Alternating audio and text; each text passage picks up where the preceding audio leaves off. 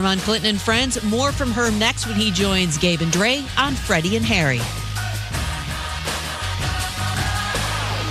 Hey, it's Aaron Goldhammer. Tuesday on Unsportsmanlike. The NFL playoffs are right around the corner, so who are the teams that are going to completely disappoint us once we get there? It's Unsportsmanlike. 6 a.m. Eastern Time on ESPN Radio, ESPN2, and ESPNU. Matt Moscona. I'm very important. After further review. Say it one more time. After further review with Matt Moscona. And here we go. Live from the Raising Cane studio. Let's ride!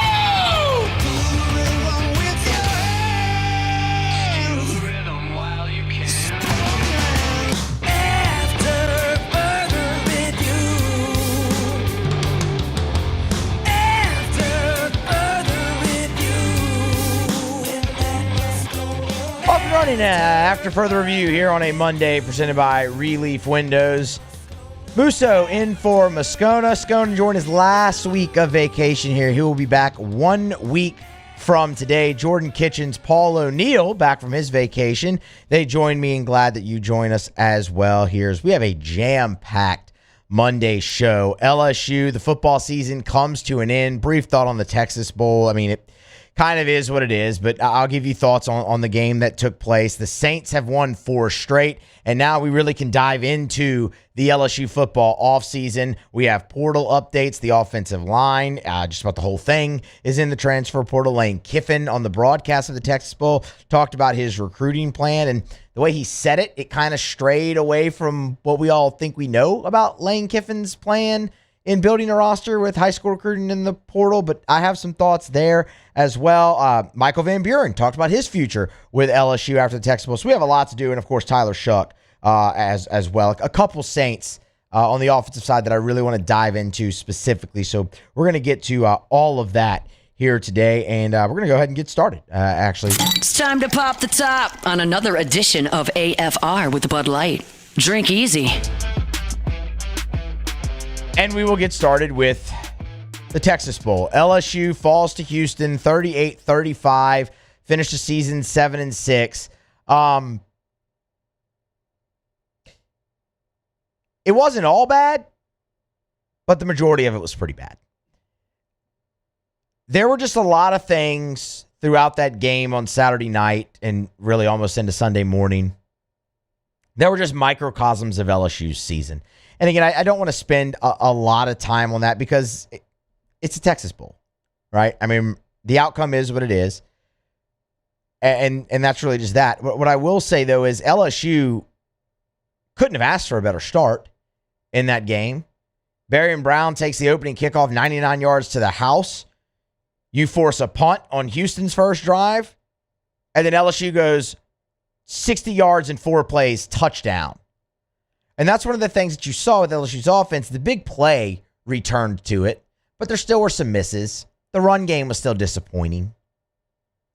Harlem Berry was averaging 15 yards per carry. He fumbled. You didn't see him again. That's ridiculous.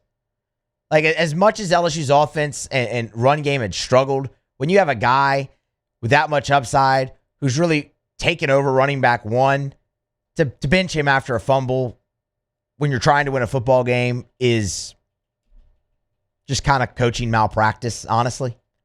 But that happened. And there were a few moments throughout the game that were just absolutely backbreaking or felt absolutely backbreaking. One of them is LSU. You come out in the third quarter, you force the punt, which was huge because you'll remember Houston, LSU had the ball in Houston territory near the end of the first half under 2 minutes. You end up getting nothing out of it. Houston goes right down the field and goes 90 yards in a minute and a half, by the way, scores the touchdown. That felt backbreaking at the end of the half because they get the ball to come out. But to LSU's defense's credit, they force a punt. LSU goes right down the field. They score the touchdown. Game's tied again. And then comes the 75 play yard drive to give Houston the lead again. And that felt backbreaking in the moment. The one that was really backbreaking, though, was in the fourth quarter when LSU ties the game at 28 on their first drive. And then Houston goes on this long drive, a 7-minute drive, 13 plays, and LSU's defense bows its neck at the goal line and holds Houston to a field goal. And you have a shot there. You can go take your first lead of the game since it was 14-7 in the first quarter. And instead, LSU goes 3-and-out. And then Houston goes right down the field, scores a touchdown, and that was it. The game was over there. LSU's defense was not good. That's not something that's overly surprising. Sat right here on Tuesday when we gave our final thought on this game. Said if LSU's going to do anything in this game to stop Houston, they have to stop the running game and force Connor Wegman to beat you with the arm. And I added the caveat that I thought Houston would actually be able to run the ball pretty well against LSU in this game because of some of the opt-outs, specifically at the linebacker position, things of that nature. You didn't have A.J. Halsey, who had been very good in run support at the safety position, and Houston ran for 200 yards. And because of that, Connor Wegman had a clean pocket all night long, and picked you apart. And he was awesome. He was efficient. Tip your hat. He had everything he wanted offensively to work in his favor to allow him to do that, and he took advantage of it. He also ran for 56 yards. Houston was able to control the game from a time of possession standpoint, which is what they want to do, and really lean on their ground game. And you know what? I thought LSU did okay against the run in the first half, but late in the game, they had been out there for a while, and they wore down. Houston had 38 minutes time of possession to LSU's 21. LSU committed 9 penalties in the game for 95 yards. Of those 9 penalties, 6 of them gave Houston a first down. That's never going to get it done. So in the end, look, LSU, they lose the game 38-35. That's really all I have to say on game flow and whatnot of that, except for, the LSU's last touchdown at the goal line. That was, talk about a microcosm of the season. You're on the 6-inch line, you come out and shotgun, throw the ball. Then on the very next play, you go to run it. Michael Van Buren makes the wrong read, and you get stuffed to lose yards. Luckily, you're able to punch it in the next play, but it's just stuff you saw all year. So they lose 38-35. They finish 7-6. 2025 is put to bed. What I would like to point out, though, were some standout performances from this game, and there were plenty on both sides of the ball. We'll start offensively. Michael Van Buren had a really good game. It's not to say he was perfect. He wasn't. There were some misses in there. We just mentioned the wrong read on the goal line. He short hopped a couple to Kyle Parker, but overall, Michael Van Buren graded out a 90 for the game against Houston in PFF. He threw 3 touchdowns, didn't turn the ball over. He was very good. What I really liked from Van Buren in that game was he hung in there and took some hits and delivered some really good balls. The throw he made to Trey'Dez Green late in the game over the middle was the best throw he's made all season long. He under pressure, Van Buren in the game against. Here we go. Under pressure, Van Buren in the game. How about this? Had 100% completion percentage. He was 3 out of 3. That's fantastic. When blitzed, he graded out a 92. Overall, 91 in passing when he was blitzed. He was very, very good under pressure, and I thought that was encouraging going forward. We'll talk about his future with LSU a little bit later in the show. I have that on the docket in the 5 o'clock hour. I thought Kyle Parker was very good as well. In the ballgame, 7 receptions that led LSU's team. He did score a touchdown. They were really able to get him the ball underneath and just let him work. It shows you, that's a guy who's kind of cut from the same cloth as an Aaron Anderson. And Kyle Parker's always been a really solid player. That's somebody, you look at this game, depending on the decision that he makes, if he returns, if he enters the portal, this could be a jumping off point potentially for him going into next year, because you look at him, you go, yeah, let Lane Kiffin get his hands on him, put him in that offense, you could be really good. The same goes for Trey'Dez Green, who's just an absolute freak show. It was the one-handed touchdown catch with the defender draped all over him. I tweeted after and said, there has not been many offensive highlights this year for LSU, but watching Trey'Dez Green just consistently big boy defenders has been a pleasure. That guy is the definition of mismatch. He's a freak athlete who's fast. He's 6'7". I mean, the 24-yarder he had, he really was able to show off the speed in the open field. You can drape all over him. It doesn't matter. He's going to find a way to the football. And he was just awesome. And I mean, if you're looking at guys who are at the top of the list of who LSU has to retain, Trey Green is at the top of the list. I mean, maybe the only other one you'd put in there would be Harlem Berry. That's even close in the same realm as Green offensively. But that is a guy you absolutely have to have back. You look at someone with a jumping off point from last year's bowl game, the Texas Bowl against Baylor. Trey Green, that all came to fruition for him here as a sophomore. I mean, the numbers aren't going to blow you away, but you look at Trey Green, the seven receiving touchdowns he had this year for LSU, far and away led the team. I mean, he was absolutely awesome. He was your weapon down there, the 433 yards, but he also led your team in average of reception as well. He was awesome, and he was awesome in that game. Defensively, Deshaun Spears is absolutely at the top of my list. Y'all, we talked about him heading into the game last year, somebody you really wanted to see get a full run at this in a full game, and he was awesome. Deshaun Spears was your third highest graded player on defense, a 72 overall. He was great against the run on a night where LSU just wasn't. He was really good in coverage as well, and he played 87 snaps. He was your third leading tackler in the ball game. Deshaun Spears was everywhere. He was, and he was, again, like I said, the only place he struggled was pass rush downs. But other than that, he graded out great in run defense. He was a great tackler, and he was great in coverage. That's a guy you look forward to going forward now with LSU, and you say, okay, jumping off point. He was really good this year, as well.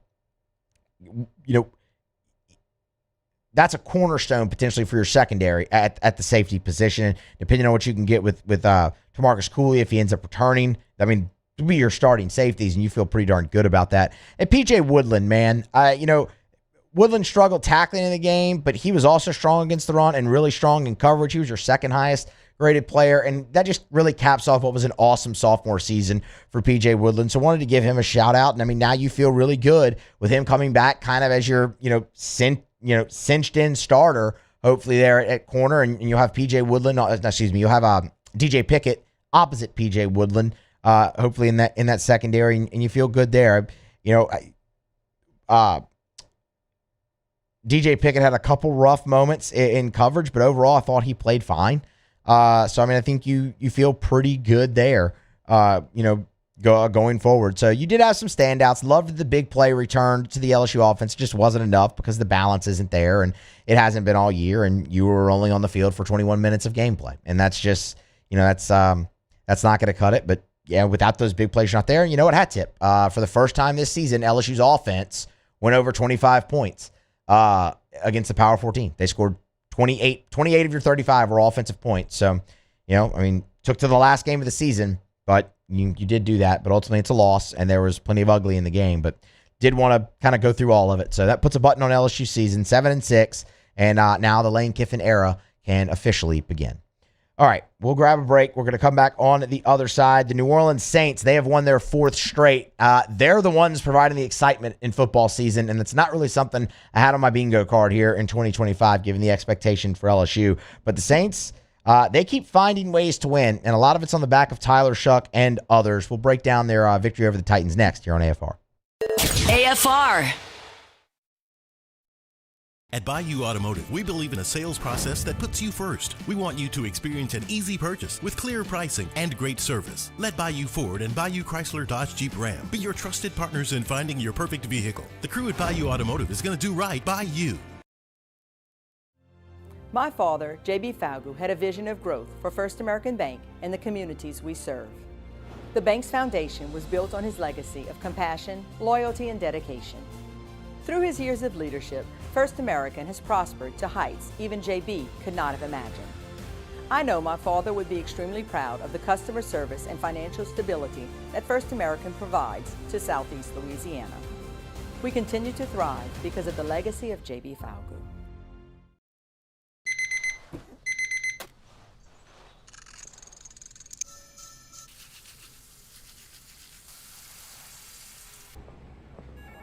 Sometimes you ignore the signs, even when they're right in front of you. Problem gambling isn't always easy to spot. Know the signs. Set your limit. Learn more about healthy gambling habits by visiting us online or text or call for free confidential help now. Dr. Johnson, that's my guy. He gonna tell me when I need to do better. He gonna tell me when I need to slow down. And I trust him 100%. The medical care that I receive at LSU and with Our Lady of the Lake is top tier. I really trust what they telling me, and they keep me right. I'm lawyer Collins Locke Meredith. Among the most important factors to consider when you're hiring an injury attorney is trust. You trust your attorney will put your interest first, treat you with respect, fairness, and honesty. You trust them to be there for you when you need them. At Locke Meredith, Sean Fagan and Associates, thousands of clients have trusted us to represent them, and for good reasons. Please visit us at LockeMeredith.com to learn more, and whether you hire us at all, give us a call at 272-5555. You have nothing to lose. The Windsor Senior Living Community in Mandeville, Louisiana is a beautiful, vibrant apartment community geared towards seniors. They are nestled right in the heart of Mandeville, where seniors live a more carefree lifestyle in spacious apartments with the peace of mind that comes from having a little extra help. Call the Windsor at 985-624-8040 to schedule a lunch and tour. Come see how the Windsor can be your passport to peace of mind. Looking for cleaner energy? Propane is energy for everyone. Propane water heaters are very cost efficient, and the savings are even greater with a tankless propane water heater. We all know that Louisiana propane is a safe and environmentally friendly fuel. So why not go green while you save some green? I'm Miss Louisiana, Gabrielle McLeod, and for more information, visit louisianapropane.com.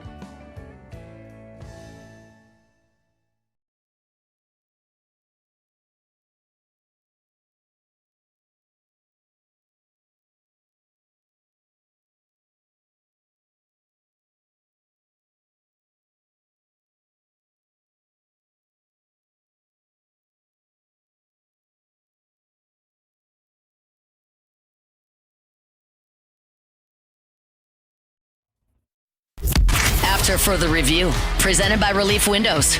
Windows, doors, siding, and oh, we do shutters too.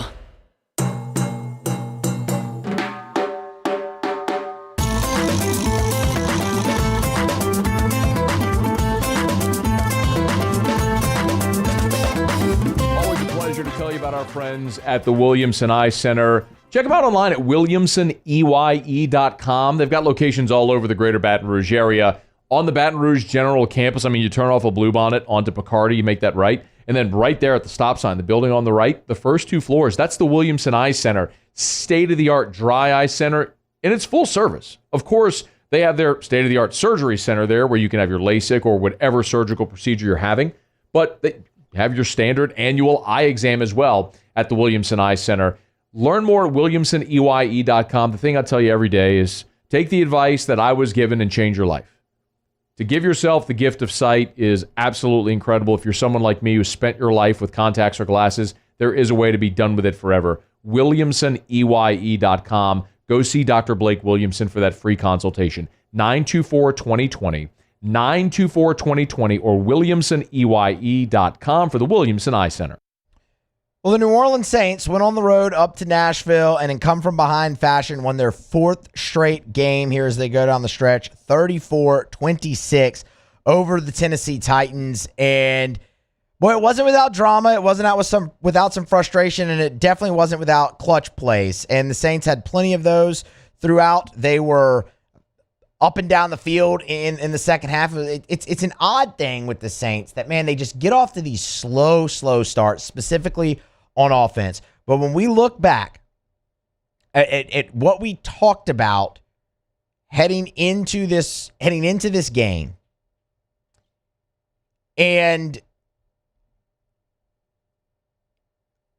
both teams were kind of in lockstep a little bit, that each of the Titans were averaging 27 points per game in their last three. The Saints are averaging 24. The difference was the Titans' defense was bad and the Saints' defense was really good. And that's how it played out. The Saints got off to their traditional slow start on offense. They had 46 yards. Or, I'm sorry, 44 yards in the first quarter. There was just nothing there. But their defense kept them in the game. Their defense gave up plenty of big plays. Cam Ward, I thought, played a very nice game, even though he didn't have the exceptional run support that he had in his last three. When Tony Pollard had put together, 3 straight 100-yard games. You stopped that streak, by the way. Another hat tip to the New Orleans Saints defense in that regard. But 3 instances in particular where the Saints defense really bowed their neck and picked up the slack and gave you a chance and kept you in the game. First and foremost is the strip sack touchdown for Chase Young, which was just an incredible play. That's now 8.5 sacks for Chase Young on the season in 11 games. I mean, y'all, if he wasn't hurt for the first 5 games of the season, you're looking at a double-digit sack season for Chase Young. He just continues to elevate, and he's been awesome. But at that point, y'all, it was 13-3, and you're doing nothing offensively. You had finally put points on the board. It was in the ensuing drive, and Chase Young in that spot on third down, or excuse me, on it was 1st and 20. It was after a penalty.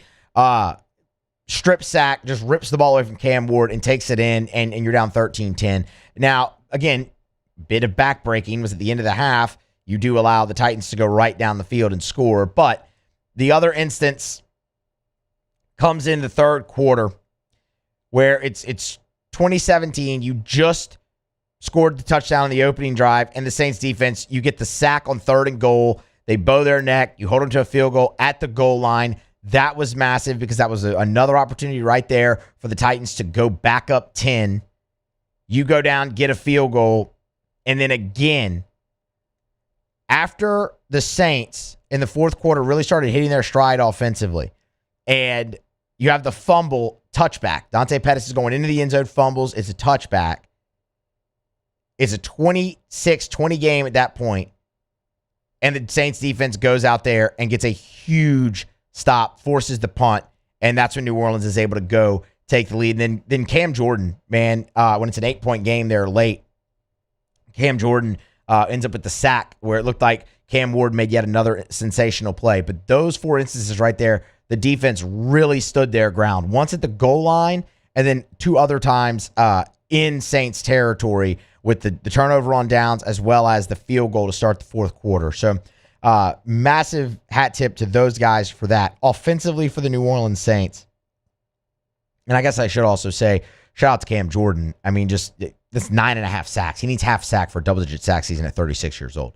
That's absurd. He's now also sacked 52 quarterbacks. Cam Ward makes 52. He's found the fountain of youth. He's been great. Offensively for the New Orleans Saints, it is incredibly odd that they cannot get off to a hot start. It baffles me. Now, the adjustments that they are able to make and playing to their strengths, that's a whole different story. And Kellen Moore has been fantastic at that, and so is Tyler Shuck. We talked about this last week, recapping the win over the Jets. When Kellen Moore was hired, the thing you heard first and foremost, really probably above all else, was, man, his great ability to adapt his offense to what he had available. And that has just been on full display. Full display these last 2 weeks, and Tyler Shuck's a big reason why. You look at Shuck, he was 10 of 11 in the first half. It didn't feel like it, but he was. And then he just took his play to a whole nother level in the second half. Shuck for the game, 22 of 27, 333, 2 touchdowns, no interceptions. That's back-to-back 300-yard passing games for Tyler Shuck. It's the first time a rookie quarterback has had back-to-back 300 passing games since C.J. Stroud did it in 2023. But what stands out more and more with Tyler Shuck, and why you look at him and go, yeah, he just might be your franchise quarterback, he continues to make plays when you need him the most.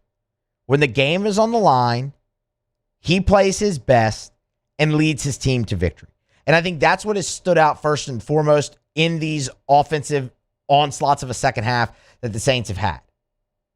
It's Tyler Shuck down the stretch willing that team to victory. and getting big performances from Chris Olave, who has been awesome, by the way, the last 3 games, and really this entire season. More on that later. It's the big catches from a guy like Juwan Johnson, who Juwan Johnson had a high in receiving yards at 95 in this game. Kevin Austin has really stepped up. Shuck and Austin have a great rapport, a great chemistry. And you even got some big catches from Dante Pettis. The New Orleans Saints had about a little over 200 yards in the first 3 quarters. They eclipsed that alone in the fourth. They were awesome.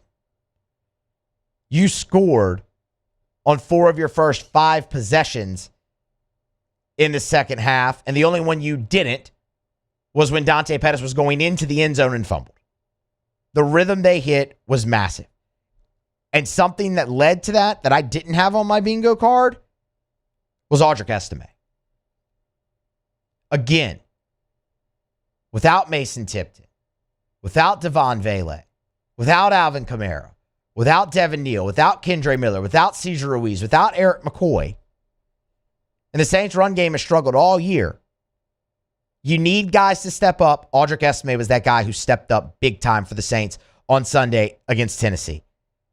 Career high, 94 yards, a dagger of a 32-yard touchdown run where he was shifting, making guys miss, and running through tackles left and right.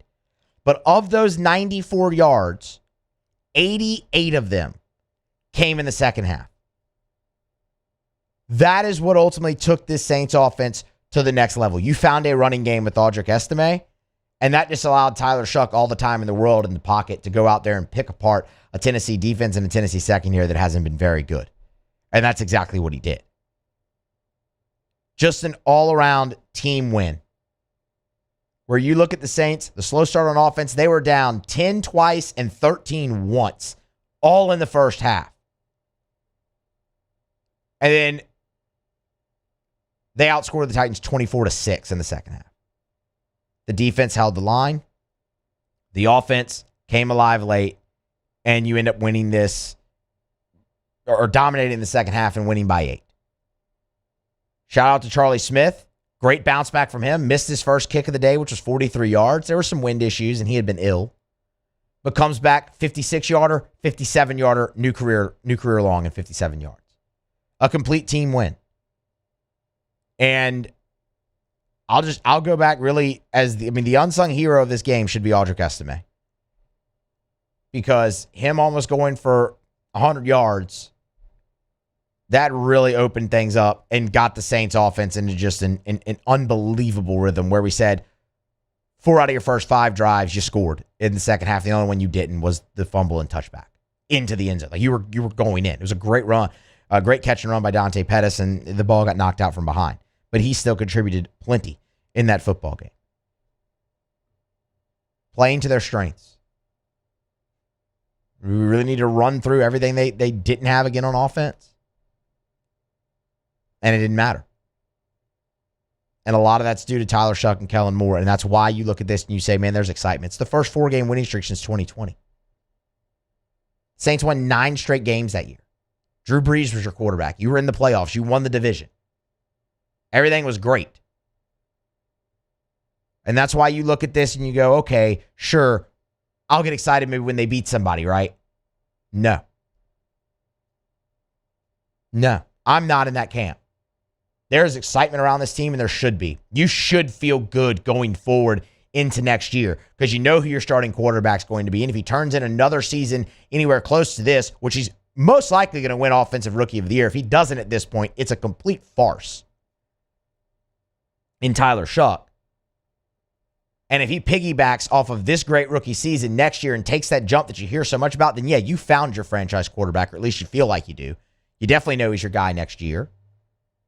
You've really looked at this and you've hit in the draft class on certain guys. Doesn't Jonas Sanker feel like a pretty good hit? Obviously, Tyler Shuck feels like one right now. Devin Neal, before he got hurt, everyone liked what you were seeing from him.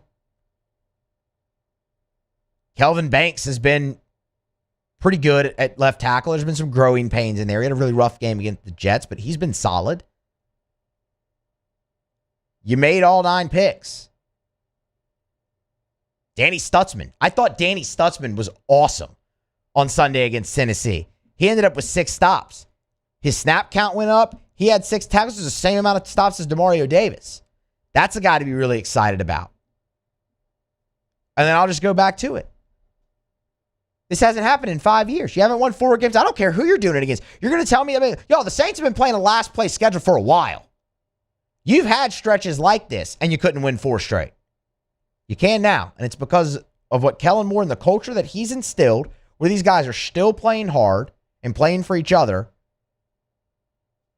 And you've got some players elevating, young players elevating their performance, which is in turn elevating the performance of this team. And it's hard to look at the Saints and say they're not playing the best football right now of any team in the NFC South. They won't win the division. That's fine. But the Carolina Panthers very may well win the division, and you swept them this season. There's plenty of reason for optimism and excitement around the New Orleans Saints. We'll see if they can close it out strong with a 5th straight victory against the Atlanta Falcons over there in Mercedes-Benz Stadium in Georgia on Sunday. We got plenty of time to talk about that, but you can hop on the bandwagon, hop on the excitement train whenever you want. I'm just telling you, I'm already there, and really nothing that happened Sunday wavers me from that. This has been a great end to the season and one that I don't think anybody saw coming. So hats off to the New Orleans Saints. 4 straight wins, 34-26 over the Titans on Sunday. All right, we're going to grab a break. We'll come back on the other side. It's a Monday edition of AFR presented by Relief Windows. Musso in for Moscona. Moscona is back a week from today, finishing out his vacation.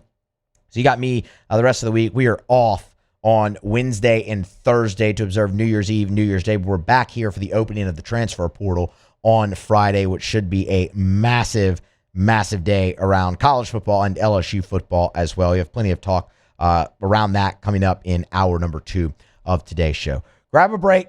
Stay here. Around the SEC is next on AFR.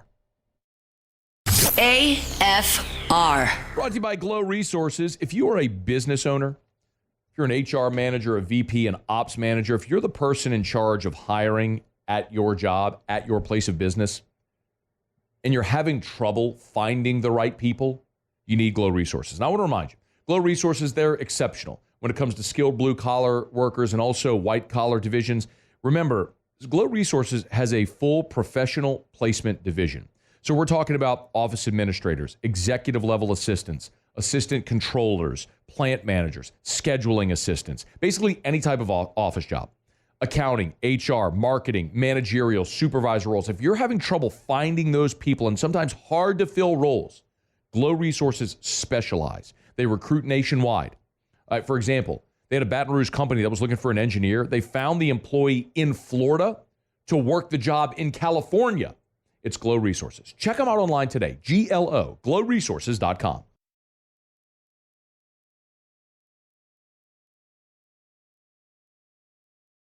Trust isn't given, it's earned. On the field, I trust my team. For my healthcare, I trust the lake. Our Lady of the Lake sports medicine experts know what it takes to improve performance and build champions at every level. That's why LSU chose Our Lady of the Lake as its championship health partner, trusting Louisiana's best medical team to care for our state's best athletes. From championship athletes to everyday champions, trusted care starts here. I trust the lake. At Bayou Automotive, we believe in a sales process that puts you first. We want you to experience an easy purchase with clear pricing and great service. Let Bayou Ford and Bayou Chrysler Dodge Jeep Ram be your trusted partners in finding your perfect vehicle. The crew at Bayou Automotive is going to do right by you. With all the delicious chicken finger options, it was an impossible decision. How about a box combo? Good. Now what can I get for you? No, I want a Caniac combo with extra cane sauce, no slaw, 2 extra toast, and a half sweet tea, half lemonade. Celebrate the holidays with Raising Cane's chicken fingers. One love. Hi, this is Beth Serena. Welcome to my pool.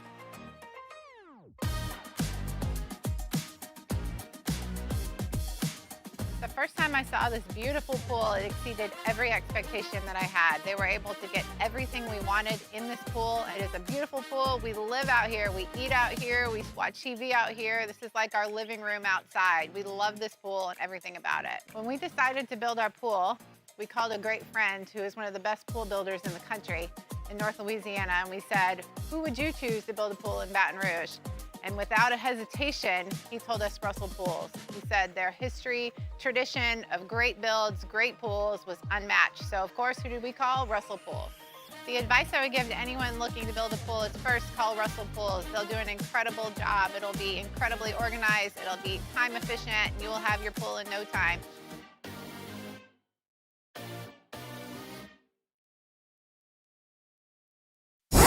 104.5 ESPN Baton Rouge and First American Bank and Trust bring you the Heart of the Game Award, recognizing student athletes who deliver when it counts. Nominate your game day standout at 1045ESPN.com by the 21st. We'll choose 5 male and 5 female finalists, and then it's up to the fans to vote for the winners.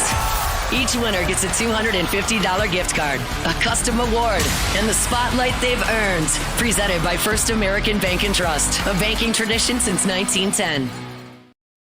I'm lawyer Locke Meredith. If you're battling an insurance company because of a wreck not your fault and they're not calling you back or being fair, whether you hire us at all, give us a call, 272-5555, or email Locke Meredith, Sean Fagan and Associates. You have nothing to lose. Hello, I'm Collins Meredith. If you've been injured on the job, you'll likely have a workers' compensation claim, but you may also have a tort claim, which opens up significant recovery rights not normally available for a work injury. If this is you, call us or come see us at Locke Meredith, Sean Fagan and Associates. ED, low T, or simply seeking to optimize your health and performance? Goodwood Men's Sexual Wellness offers a range of discreet services to address your specific needs. We empower men to reclaim their health and confidence. Visit yourgoodwood.com. These are the luckiest ice cubes in the world. They could have been a thankless bed for an all-you-can-eat salad bar, but instead, they've been called upon to cradle and cool a crisp, refreshing Dos Equis. After further review, presented by Relief Windows. Windows, doors, siding, and oh, we do shutters too.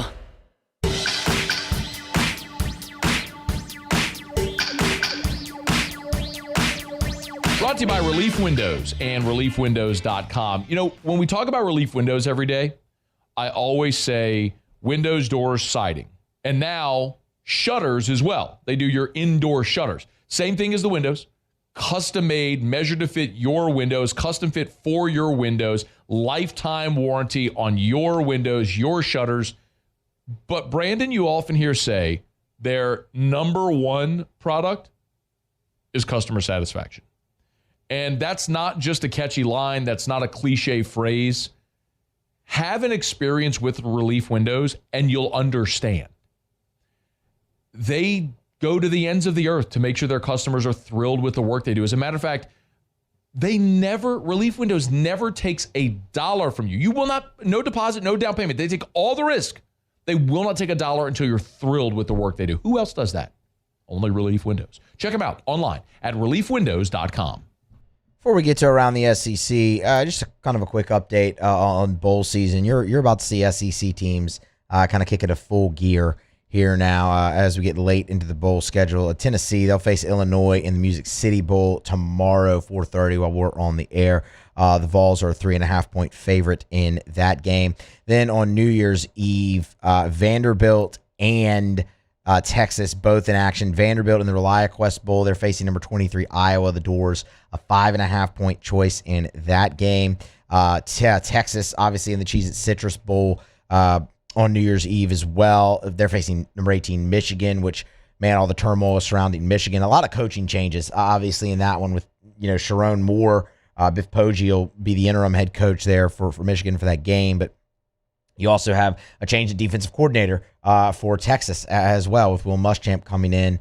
He won't coach the bowl game, right? But he's coming in there. So good bit of turnover already surrounding that one, and just some unfortunate circumstances for that Michigan program. That's probably been a very hard game to prepare for, given everything that's gone on around their program. Texas, though, a 7-point choice so far in as it stands right now in that game. And then, of course, college football playoff on New Year's Day. Alabama, they'll face top seed Indiana in the Rose Bowl. The Hoosiers, a 7-point favorite in that ball game. And then the rematch, Ole Miss and Georgia in the Sugar Bowl just down the road from us in New Orleans. That was a great football game in the regular season. Georgia ended up pulling that one out by 7.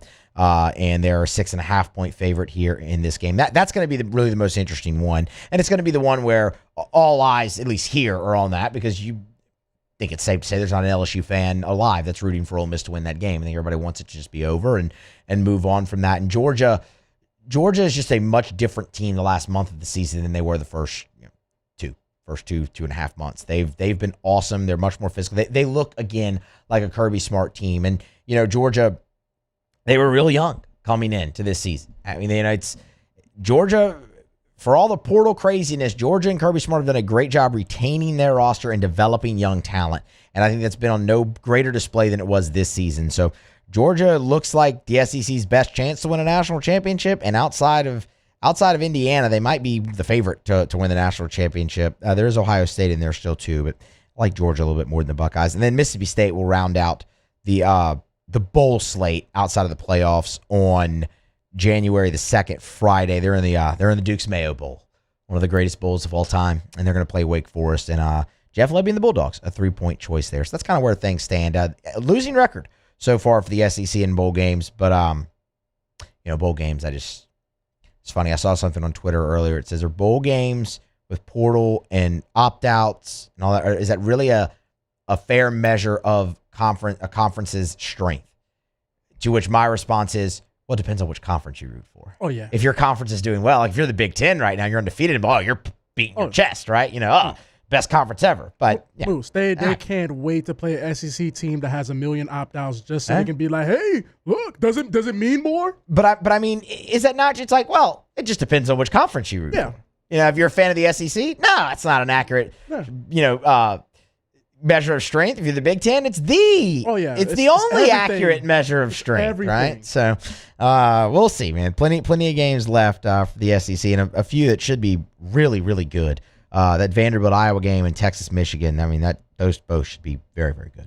All right, it's a Monday edition of AFR presented by Relief Windows. Musso in for Moscona. Let's go ahead and go around the SEC.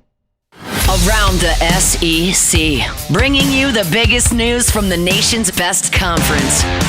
The Auburn Tigers. Biggest piece of transfer portal news of the day on Monday. Wide receiver Cam Coleman is entering the portal when it opens on January 2nd. Alex Golesh and that new coaching staff, they were hard at work trying to solidify Coleman's return. Ultimately, that was not in the cards. He's the highest rated offensive signee in program history. 1,300 yards, 13 touchdowns, 93 receptions in 2 years at Auburn. He will enter the portal and command a lot of attention and a lot of money. Cam Coleman to the portal. The Florida Gators. Paging Lane Kiffin. Florida edge Jaden Woods becomes the latest Gator to enter the transfer portal. Feels like their entire team is actually in the portal. He's a rising sophomore, was a part of the class of 2025, so this was his freshman season, and he burst onto the scene, played in all 12 games, 28 tackles, 3.5 sacks. He had an interception, a forced fumble. He was really good, but he'll head elsewhere. 3 years of eligibility remaining for Florida edge Jaden Woods. The Kentucky Wildcats. Is a big boost for the Kentucky secondary. Star DB Ty Bryant has announced that he will return to the Wildcats in 2026. He had a lot of offers to go into the transfer portal, but Will Stein, in his first season in Lexington, will be able to retain Ty Bryant. His mother, Terry Bryant, actually first made the news public on Facebook. Helped propel the Wildcats, 46 solo tackles, 4 interceptions, Ty Bryant in 2025.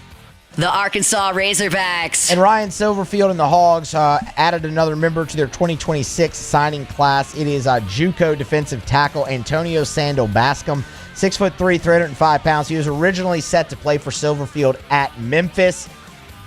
Decommitted, I should say, was released from his letter. Took a couple other visits, but ultimately followed Silverfield to Arkansas, Kansas, Baylor. Those are some others. He'll have 2 seasons of eligibility remaining when he arrives in Fayetteville in the summer. All right, that is around the SEC. This is after further review.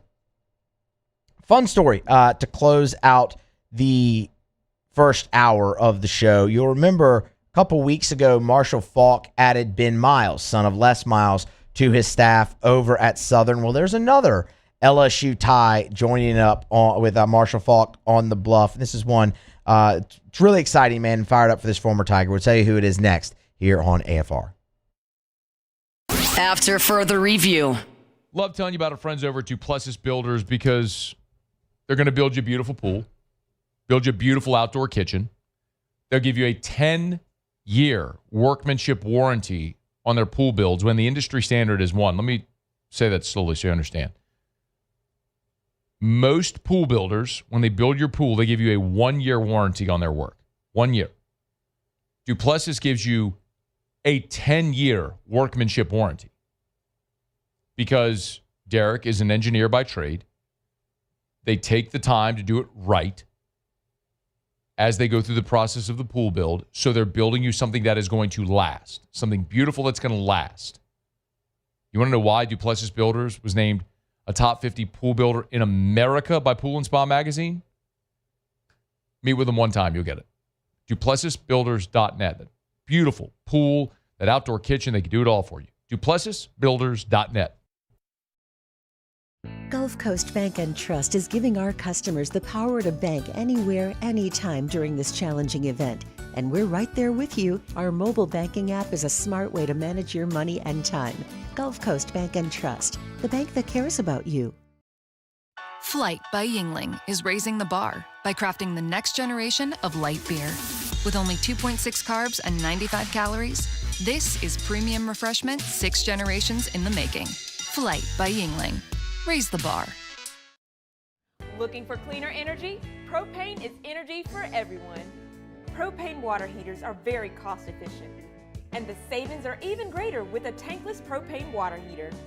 We all know that Louisiana propane is a safe and environmentally friendly fuel. So why not go green while you save some green? I'm Miss Louisiana, Gabrielle McLeod, and for more information, visit louisianapropane.com. Hi, this is Beth Serena. Welcome to my pool.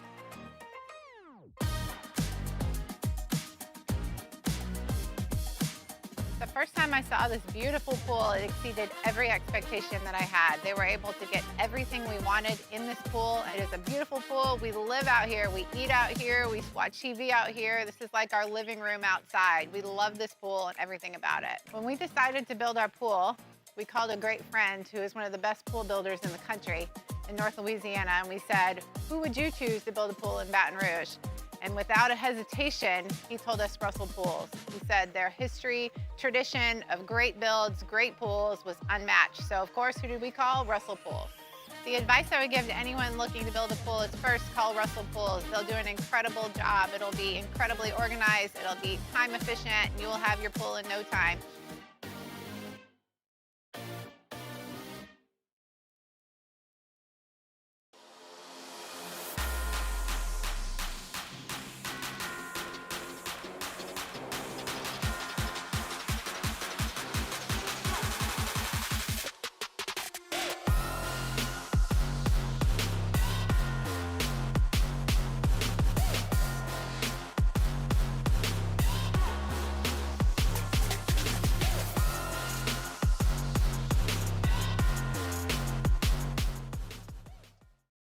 Hi, I'm Mitchell Meredith with Locke Meredith, Shough, Fagan & Associates. We take great pride in educating our clients about their rights. Whether you're injured at work or while you drive, call our office at 272-5555. Knowledge is power, and you should know your rights after an injury. Hi, I'm Sean Fagan of Locke Meredith, Shough, Fagan & Associates. When insurance companies have been unfair, we've never been afraid to go to trial. Fighting hard to protect your rights, we never settle a case out of convenience. After further review, presented by Relief Windows. Windows, doors, siding, and oh, we do shutters too.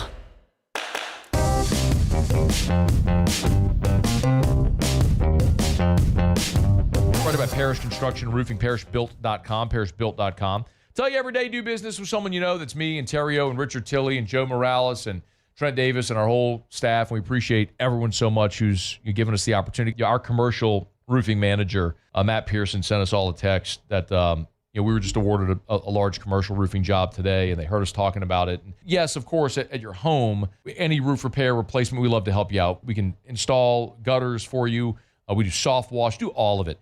But I want to remind you that we are a commercial roofing company as well. So if your commercial building needs a new roof or repair, you have any issues whatsoever, we have the best guy. We went and scoured the world and found Matt Pearson in Florida, and we brought him to Baton Rouge. I'm convinced there's not a soul alive that knows more about commercial roofing than Matt Pearson. So if your commercial building is having any roof issues, roof repair, replacement, or you just need options, trust me, have a conversation with Matt Pearson. We'd love to help you out. Parishbuilt.com, parishbuilt.com. Marshall Faulk continues to fill out his first staff at Southern as he heads into his first season there on the Bluff. 2 weeks ago, we told you that he was hiring Ben Miles, son of former LSU head coach Les Miles. Just an awesome connection there. There's another LSU connection on Marshall Faulk's staff for the Jaguars now, and that is former Tiger Benny Logan. Benny Logan will be joining up Southern staff as the defensive line coach. He comes to Southern from Catholic High, where he spent the last season on as an assistant coach there. This is awesome, and such a great next step, I think, for Benny Logan in his career. I mean, when you just look at him at LSU, was a standout defensive tackle for LSU from 2009 to 2012. He started 25 games. He was a first-team All-American selection in 2012 and was part of that great, historic LSU defense in 2011, obviously, with that team that just unfortunately fell one game short because they had to play an Alabama team that didn't deserve a rematch in the national championship, but we don't need to rehash that. But he was a central part of that defense next to Michael Brockers. Again, in 2012, he said first-team All-American and went on to be a third-round draft pick of the Philadelphia Eagles and a 6-year career in the NFL where for the middle of that career, I mean, he was a bona fide starter for the Eagles and for the Chiefs. So now he'll come back. He's a Coshada, Louisiana native. He'll come back, staying in Baton Rouge. He'll go coach the defensive line at Southern, and man, that's awesome. You look at a guy like Benny Logan, coach makes an awful lot of sense. This is also a guy who in his time at LSU wore the number 18.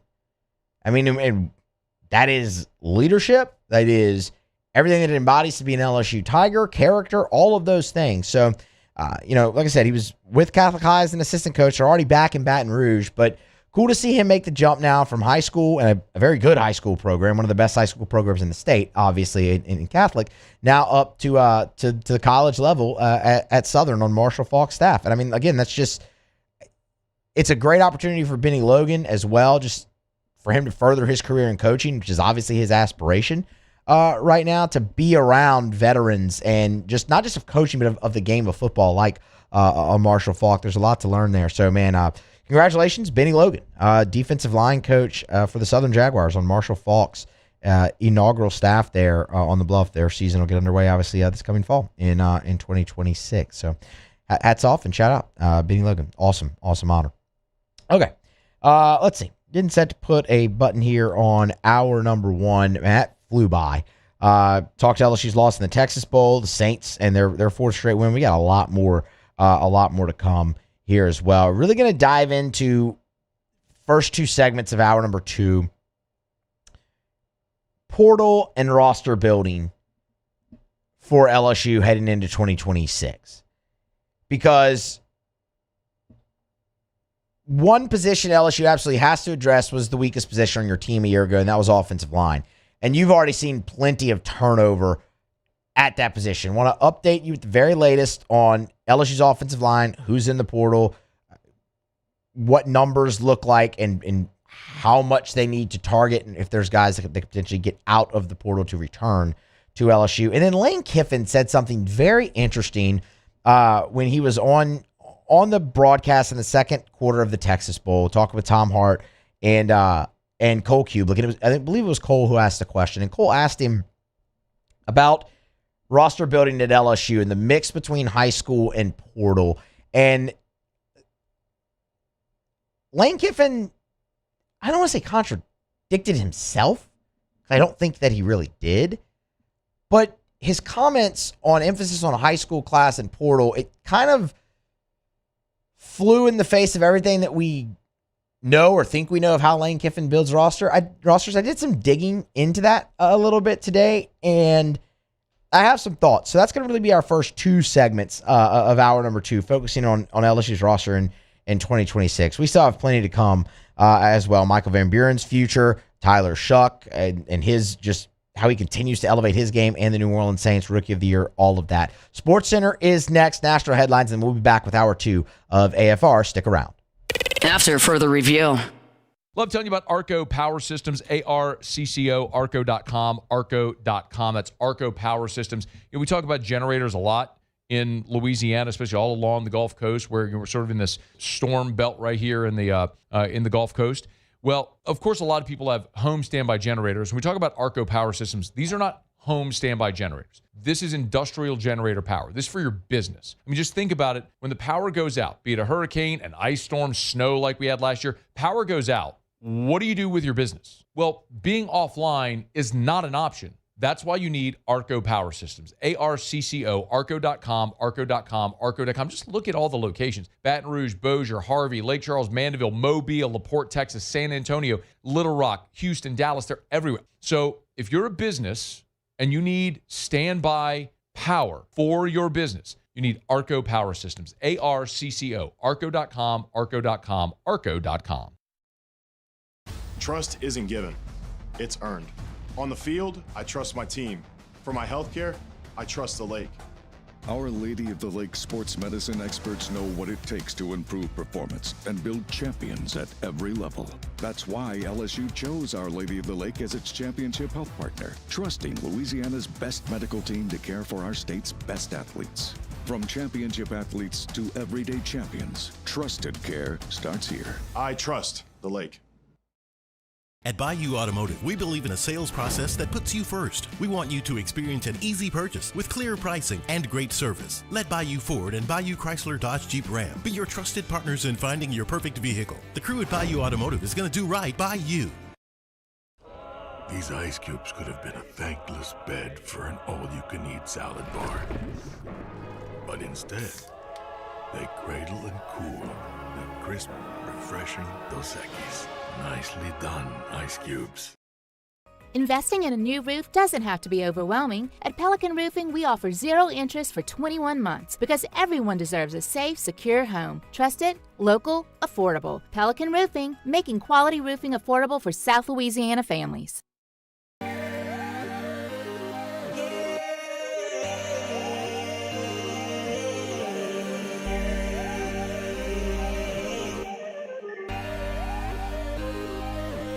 You gotta believe in a dream. Believe. You gotta believe in a dream. Believe. You gotta believe. My whole team on wild. Lock Meredith, Sean Fagan and Associates has won for our clients over $175 million over the decades, but our greatest success is our clients who have chosen and trusted us to help them. Whether you hire us at all, give us a call. You've got nothing to lose. Hi, I'm Sean Fagan. If you get injured, you could be staring at medical bills, repair costs, and lost income. Life can be turned upside down. At Lock Meredith, Sean Fagan and Associates, we'll work to turn your world right side up. Hire us, and like thousands of our clients, you'll be glad you did. I'm Gabrielle McLeod on behalf of the Louisiana Propane Dealers. I have spent hundreds of hours preparing for scholarship competitions.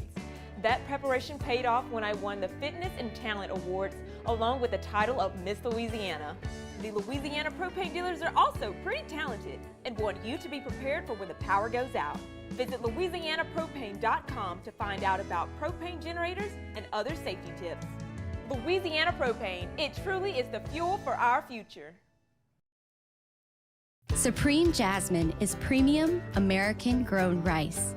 From local farms to your table, every grain is supreme. Pick up a bag of Jasmine or any other of our Supreme American rice.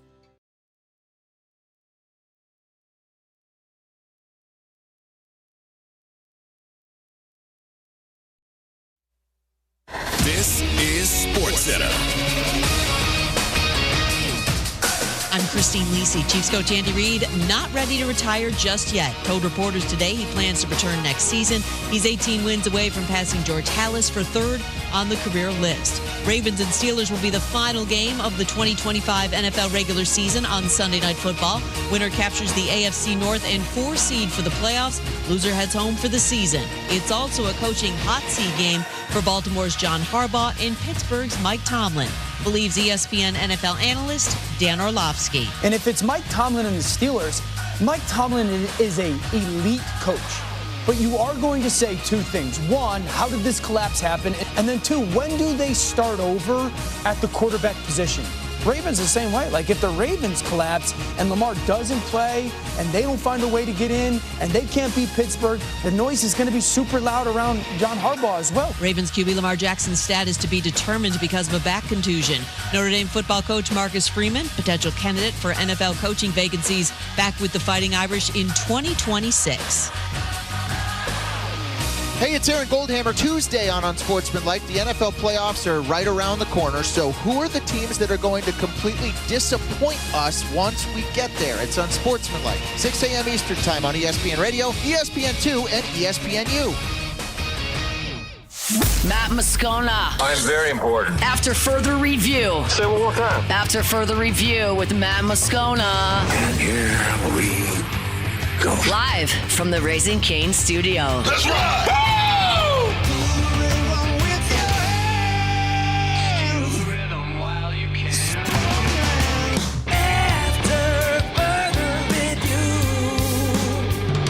Off and running, hour number 2 after further review here on a Monday, presented by Relief Windows. Musso in for Moscona. Jordan Kitchens, Paul O'Neill along for the ride, and we're glad to have you along for the ride here as well. Scone's back on Monday, a week from today, so I'll take you home the rest of the week. We are here today on Tuesday, off for New Year's Eve, New Year's Day, and then we are back Friday for Transfer Portal Day and what should be a giant, jam-packed show. And that's actually where we want to start hour number 2 right now. So, as it stands, Monday, December the 29th, LSU has 15 players in the transfer portal.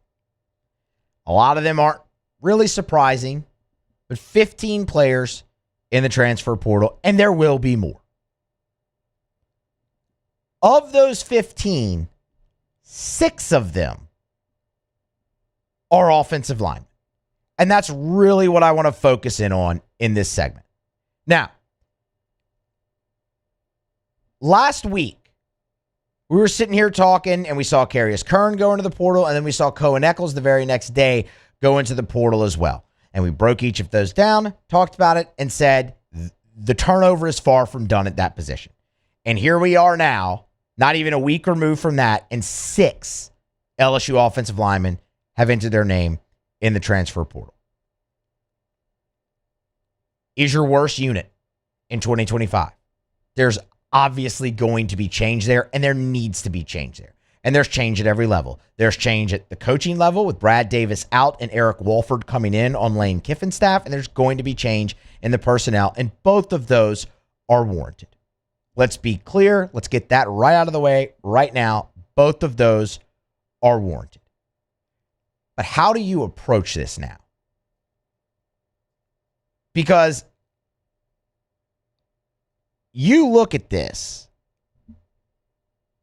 and the 6, by the way, are Tyree Adams, Carius Kern, Cohen Eccles, Paul Mubenga, DJ Chester, and OROY Williams. Those are the 6 that are in the portal. Just those 6 account for 51 starts. 51 starts you stand to lose in the portal. Now, there's 2 ways to look at this. One of them is, well, you just said they were their worst unit. What does it matter? They started 51 games. It wasn't productive. You're not missing much. That's one way to look at it. I don't think that's necessarily the right way. We'll get to that.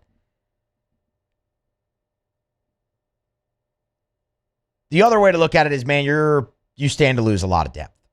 Because make no mistake about it, LSU is going out and they're going to get starters. Day 1 starters on the offensive line. You have to have that. But the depth, that's important too. And I don't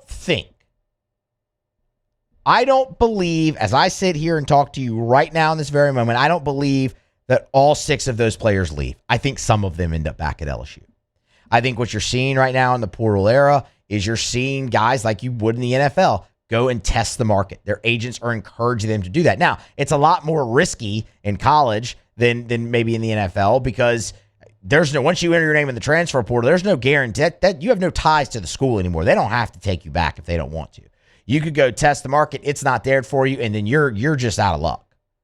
So it's a little bit risky, but I do think you're seeing that, and not just at LSU, at many schools and at many different positions where guys are going test the waters and test the market. What can they command potentially in NIL, in the portal, in rev share, in all of that? And you know what? Good. If you want to take that risk and realize that you don't have something to fall back on, good on you. It's your right. And if your agent's advising you to do that, maybe it's the prudent thing.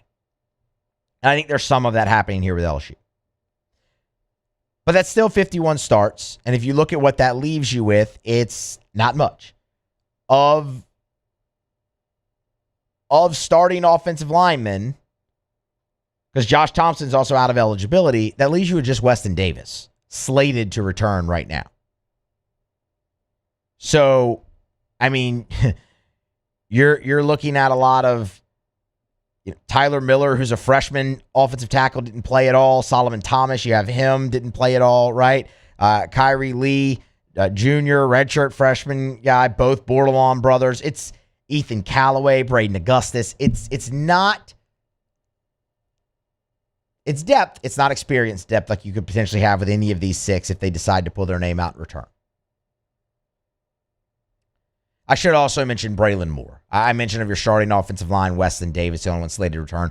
Braylon Moore has a decision to make with NFL draft and whatnot. It sounds like he's potentially leaning toward returning for LSU, which would be huge. He was your best offensive lineman, and it takes care of the center position. You have to build this thing inside out. We all know that when it comes to an offensive line. So Braylon Moore is in that. He is in that discussion as well.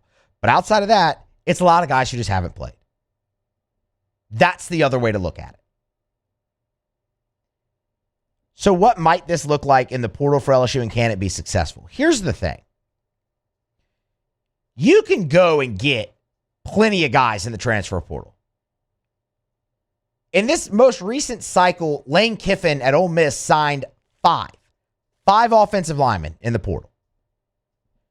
2 of them became starters for the Rebels, and another one of them played 8 games.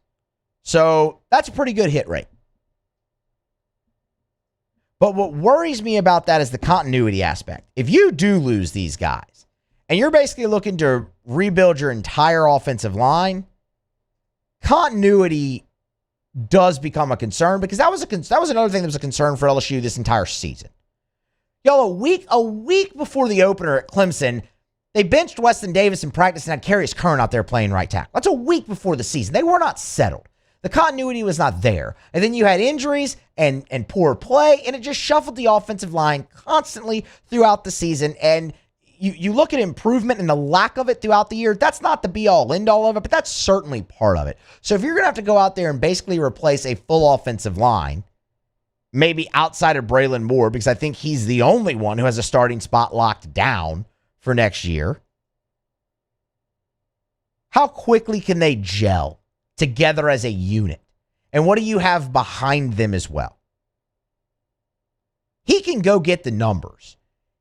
He can fish out the talent, and they can develop it. Kiffin and Glasscock and Eric Wolford, they can do that. But the continuity piece is a big part of that. And I'm not going to lie, man, replacing potentially an entire offensive line, at least you would think, with all due respect to Weston Davis, you would think 4 out of 5 starters if Braylon Moore decides to come back. So that is something to look for. And the other are who could potentially come back out of this group that has entered the transfer portal. And man, Carius Kern's obviously going to be a big name in that regard, and we'll see what happens there. There's a little bit of talk, just preliminary about could he potentially pull his name out and return to LSU. And if he did, I think that'd be huge for LSU. He's got tremendous upside. And I think, honestly, in the games that he played, there were a few stinkers in there from a pass block perspective, namely Texas A&M and Arkansas. But outside of that, he was physical in the run game. You had to deal with some growing pains and things of the nature that you would with a true freshman. But the upside is incredibly high. And really, he only had just one flat-out stinker of a game, and that was Texas A&M overall. Other than that, he was solid throughout for you. And he did all of that playing out of position. He is a guard. Like, he's an interior lineman. Is he athletic enough to play tackle? Sure, he is, but he's a guard. You're going to need guards. Could you potentially sell Carius Kern on, come on back, work with Derek Walford, sit down, here's his track record, here's his plan to develop you, we can put you at your more natural position of the interior offensive line, and we're going to follow through on the promises that you were given, or that you were made, I should say, when you signed with LSU out of high school. Maybe. I think that'd be a welcome addition back to LSU if that is the case. And the other one that I would really, really give you is Tyree Adams. It was an up and down year for Tyree Adams. That's for sure. He was pretty darn good the first 4 games of the year. Was arguably one of your better offensive linemen the first 4 games of the season. Fell on some hard times, really starting at Ole Miss and then South Carolina, Vanderbilt. He had the injury against Vanderbilt, and you didn't see him for an entire month, and he came back against Oklahoma, and he was pretty darn good in his return to Oklahoma. He did not allow a sack on the season until the Texas Bowl. There were some pressures in there, and he wasn't infallible really at his first year starting and having to replace the 4th overall draft pick in Will Campbell. But Tyree Adams, for the most part, was pretty good. And left tackle is a pretty important position. And you know what? I'm not saying if he does end up coming back to LSU, or if that's something that LSU wants to explore, that he's your he's your day one starting left tackle. Maybe he's not. Maybe you go in the portal, you get a tackle, and you're able to put Tyree Adams at right tackle. But that's a guy that the past staff was extremely high on. He was your 6th offensive lineman a year ago in 2024, and then in 2025 steps in for Will Campbell. And again, he had the slump in the middle of the season, and then the injury came. But those first 4 weeks in his return against Oklahoma, he was pretty darn good. Those are 2 that I think LSU would absolutely welcome back with open arms. And the other thing I would tell you is, and I don't know if DJ Chester would want to return, but that's another guy who's played out of position his entire career at LSU. Center and tackle. He's a guard. You talk to anybody, they will tell you DJ Chester is a guard. Full stop. So that's all decisions that all these guys have to weigh. The 2 that I would like, and this is just my wish list to return from LSU out of those 6 that I would really, really endorse, would be Adams and Kern. We'll see what happens there. I do think some of those 6 come back, because if not, you're looking at big numbers in the portal just to build depth at that position, as well as get starters, because you need guards and you need a tackle. You definitely need those 3 positions, and you might end up with 2 tackles, depending on how everything shakes out. Because the depth that you have currently left after these 6 entrants into the portal, it's just not experienced enough. And who knows? Maybe a guy like Solomon Thomas, he's healthy this time, and he slides in there and is the 5-star everyone thought he would be coming out of high school, and he can play tackle for you right away. There's a lot to shake out. But one thing's for sure, they're going to have to go get numbers, and we'll see if they can get any of these guys back in the portal. It is, outside of quarterback, needing to go get a quarterback, that is LSU's chief task. Lane Kiffin and LSU's chief task in building up this team for 2026 is revamping that offensive line, getting the talent, developing it, and having them play together as a unit pretty quickly. Because without that, you don't have a shot at competing for a college football playoff appearance in 2026. I think that was proven this past year. We will see how they go about it. But 15 LSU Tigers in the portal, 6 of them offensive line. Turnover's not done at that position. That we know for sure. All right, we're going to grab a break. We'll come back on the other side. We'll continue this conversation. Lane Kiffin, he was on the ESPN broadcast of the Texas Bowl in the second quarter. He talked about his recruiting plan, both portal and high school. We'll let you hear what he had to say and offer some thoughts next here on AFR. AFR. We're brought to you by Goodwood Men's Sexual Wellness. Visit yourgoodwood.com, yourgoodwood.com. Yes, hormone replacement therapy. Yes, NAD+. Yes, BPC 157. Yes, ED treatment. The bottom line is, gentlemen, I don't care how old you are. It's about how old you feel, and do you want to feel like you did when you were younger? Do you want to live a more vital life? Do you want to live a more energetic life, where you wake up in the morning, your feet hit the floor, and you're rip-roaring ready to go, where you're motivated to get in the gym, where you have a great libido, where you have great mindset, energy, mental clarity, memory, all that sort of stuff. It's possible. It's affordable. Goodwood Men's Sexual Wellness can help you do it. Hormone replacement therapy could be a giant part of that for you. NAD Plus can literally help your cellular optimization to make you younger at a cellular level. BPC 157, tremendous in helping in recovery. Learn more. YourGoodwood.com. BRAC teamed up to reimagine your parks, and you imagined big. With your help, we went to work, creating 12 beautiful community parks across the parish. A family-sized water park, miles and miles of trails, and parks just for your dogs. There are more places to splash, to explore, to run wild, and even soar. You imagined, we delivered. Gold. BRAC, your #1 park system in the nation. South Louisiana, it's turnaround season, and River Parish Contractors is calling in the best of the best. We're hiring pipe fitters, iron workers, boiler makers, combo and structural welders, rig welders, carpenters, crane operators, dirt operators, and more. If you're ready to work, ready to earn, and ready to build something that lasts, call Big Jake at 318-547-1000 or go to rpcontractors.com. River Parish Contractors. Let's get building. My father, J.B. Falgu, had a vision of growth for First American Bank and the communities we serve. The bank's foundation was built on his legacy of compassion, loyalty, and dedication.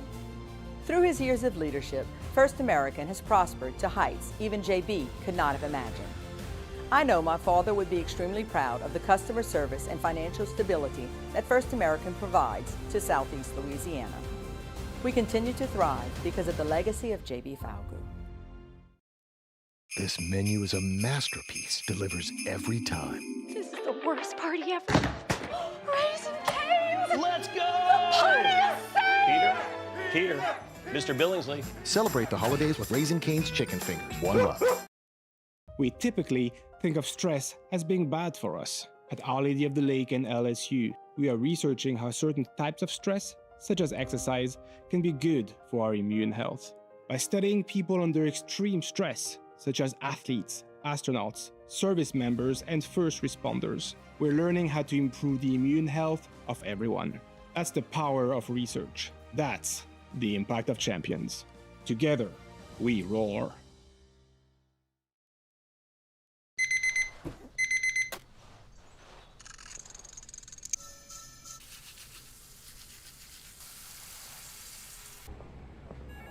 Sometimes you ignore the signs, even when they're right in front of you. Problem gambling isn't always easy to spot. Know the signs. Set your limit. Learn more about healthy gambling habits by visiting us online or text or call for free confidential help now. Investing in a new roof doesn't have to be overwhelming. At Pelican Roofing, we offer 0 interest for 21 months because everyone deserves a safe, secure home. Trusted, local, affordable. Pelican Roofing, making quality roofing affordable for South Louisiana families.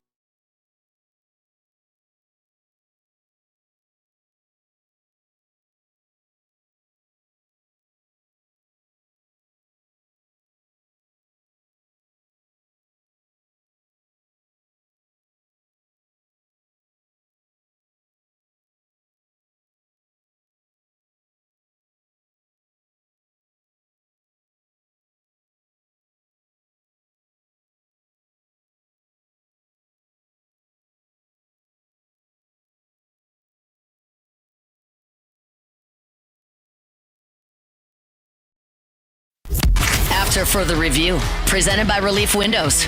Windows, doors, siding, and oh, we do shutters too.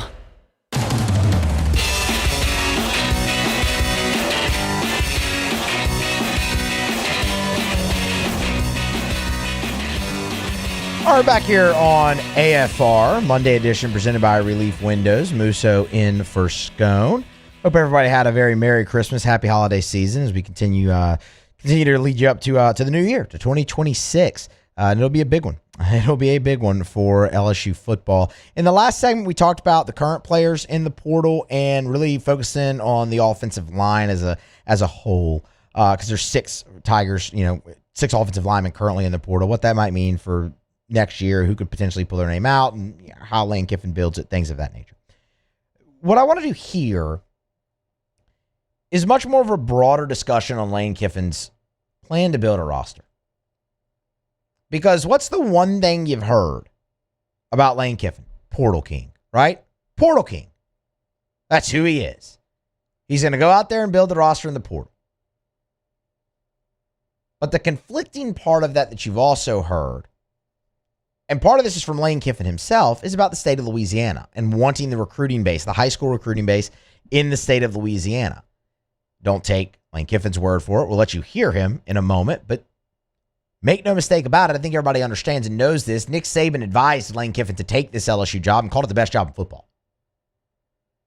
And anytime Nick Saban was asked about Lane Kiffin taking this job, what did Saban say? He always talked about the fertile recruiting ground in the state of Louisiana and the players it produces to the NFL per capita, and you have that and then the portal and things of that nature. Which path does Lane Kiffin take? Lane Kiffin was on the broadcast of the Texas Bowl Saturday night in the second quarter in the booth with Tom Hart and Cole Kubick. And Cole Kubick asked him about the recruiting ground in Louisiana for high school, the transfer portal, and how you strike that balance now that you have that opportunity, which maybe you didn't have at Ole Miss. This is what Lane Kiffin said. I think you have an individual plan for wherever you're at. And LSU being LSU in the state of Louisiana, like, down there with Malik Neighbors, just 15 minutes ago. You got so many great in-state players in Louisiana. Like Saban said, more per capita than any other state when it comes to NFL players. So to keep those guys home is a huge priority to build through high school and to add to the portal, different than what we had to do in the state of Mississippi. It's the end of that. Keep the players home, add through the portal, different than what we had to do in the state of Mississippi. But will it be? I think there's multiple ways to look at this. Stick with me. It's very easy to hear him say, lock down the state, add through the portal, different than what we had to do at Ole Miss, and think, okay, the last guy who you just fired and are paying $54 million tried to do that. That's what Brian Kelly always said. He wanted to build it through the high school ranks and supplement where needed in the portal, and that didn't work. That is a little different than what Lane Kiffin just said, because Brian Kelly, it took him a very long time to realize, hey, all the talent you need in high school is right here in your own backyard. But I think the year you look at and go, can that be successful, would be 2023. LSU's class of 2023. You signed 29 high school players, 9 players out of the transfer portal. 66% of that class was in-state. It didn't work. Didn't work. For whatever the reasons, it didn't work. I think when you hear a coach say that, lock down the state, add to the portal, like when I'm looking through this, that's the year that really jumped out at me there.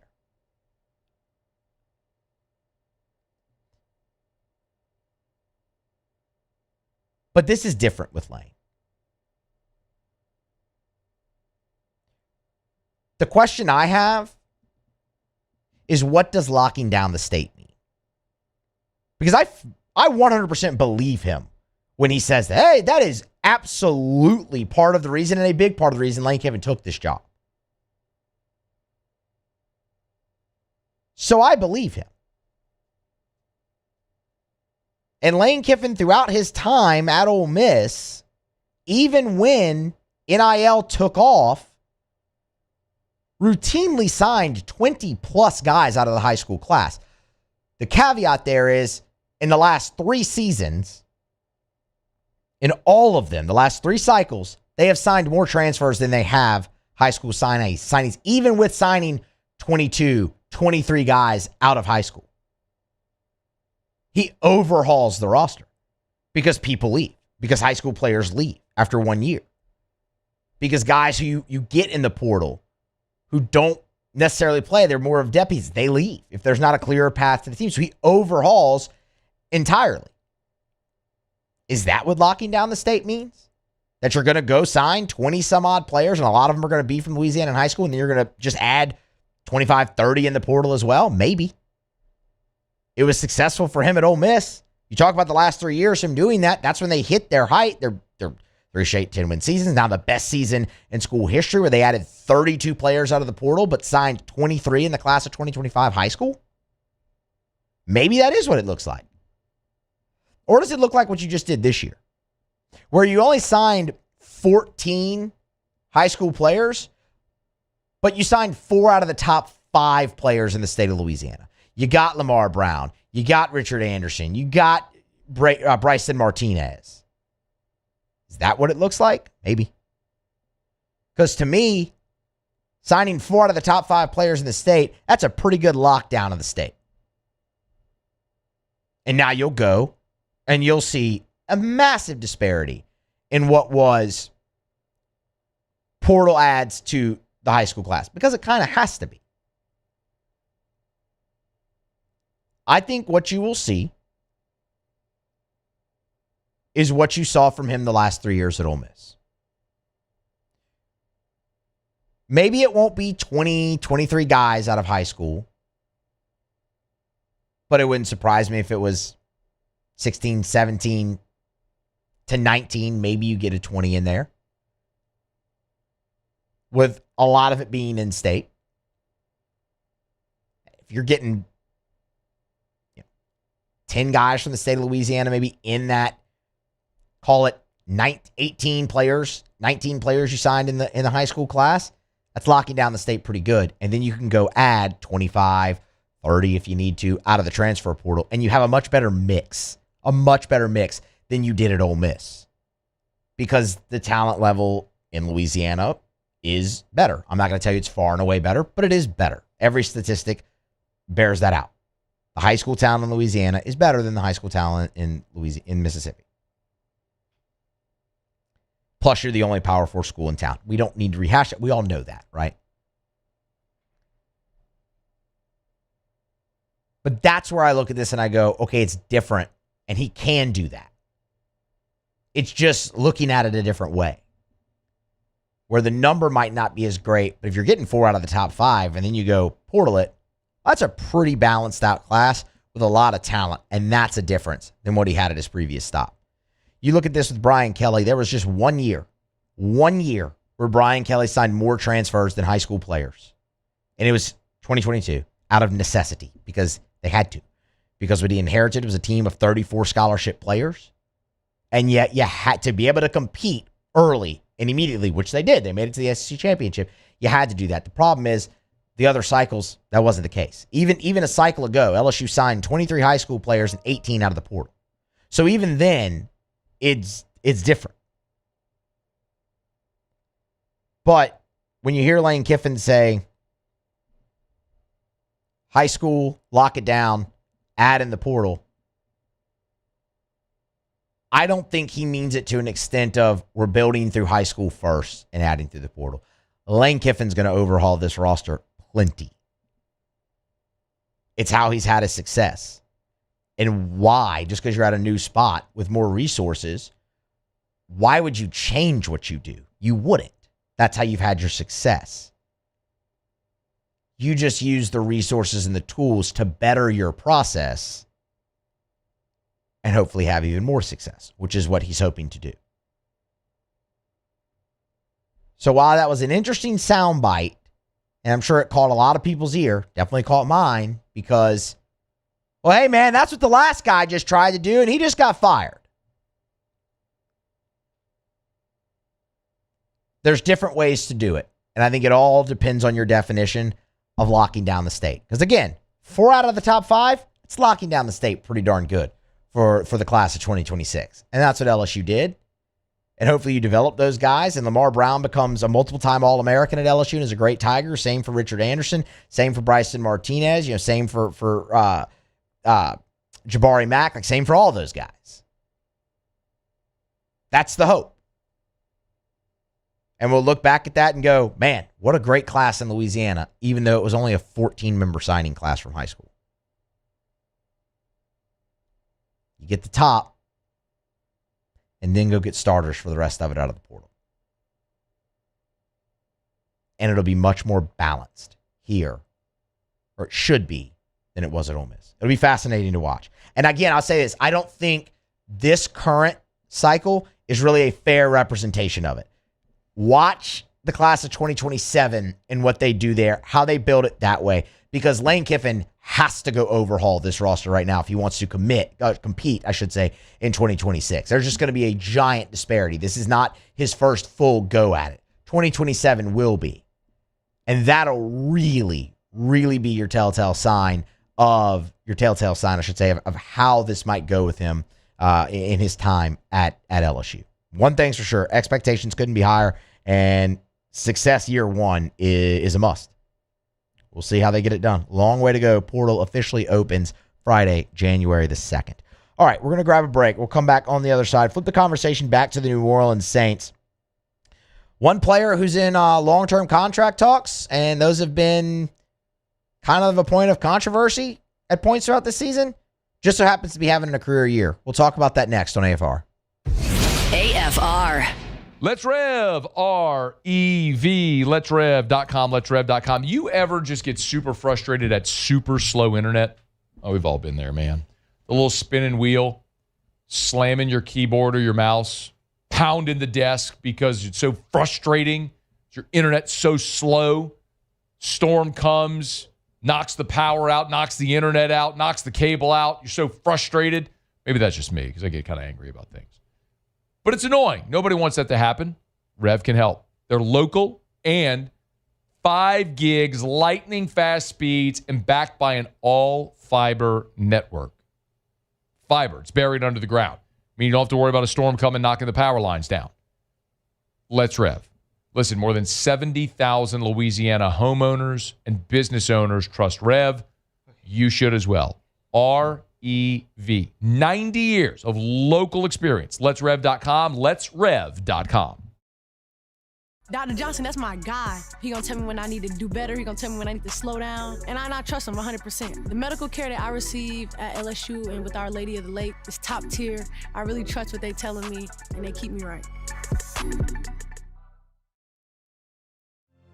My father, J.B. Falgu, had a vision of growth for First American Bank and the communities we serve. The bank's foundation was built on his legacy of compassion, loyalty, and dedication. Through his years of leadership, First American has prospered to heights even J.B. could not have imagined. I know my father would be extremely proud of the customer service and financial stability that First American provides to Southeast Louisiana. We continue to thrive because of the legacy of J.B. Falgu. After a decade of working in private duty nursing, I know how hard it can be to find compassionate care for the ones that you love the most. So I started Decision Critical, a premier concierge nursing agency, so we can take care of you wherever you are. Our highly skilled nurses provide exceptional care from the comfort of your own home with personalized packages for short-term, long-term, or even around-the-clock care. Visit us at decisioncriticalbr.com and give us a call today to get started. Most roofers just replace your shingles. At Pelican, we diagnose your roof, digging deep down to find the root cause of your roof symptoms. Now cough for me? Good. We don't ignore your roof's issues, we address them. Let's just take care of this right here. Helping your roof to become the best version of itself. Interesting that you would say that. How does that make you feel? So call Pelican Roofing for your free roof checkup today.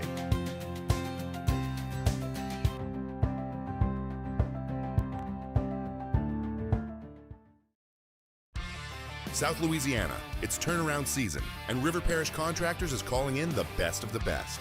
We're hiring pipe fitters, ironworkers, boiler makers, combo and structural welders, rig welders, carpenters, crane operators, dirt operators, and more. If you're ready to work, ready to earn, and ready to build something that lasts, call Big Jake at 318-547-1000 or go to rpcontractors.com. River Parish Contractors. Let's get building. I'm Lawyer Locke Meredith. We are honored and humbled to receive from our clients in Google, based on 5-star client reviews, the designation of our law firm is highly recommended. Whether you hire us at all, please give us a call, 272-5555. You have nothing to lose.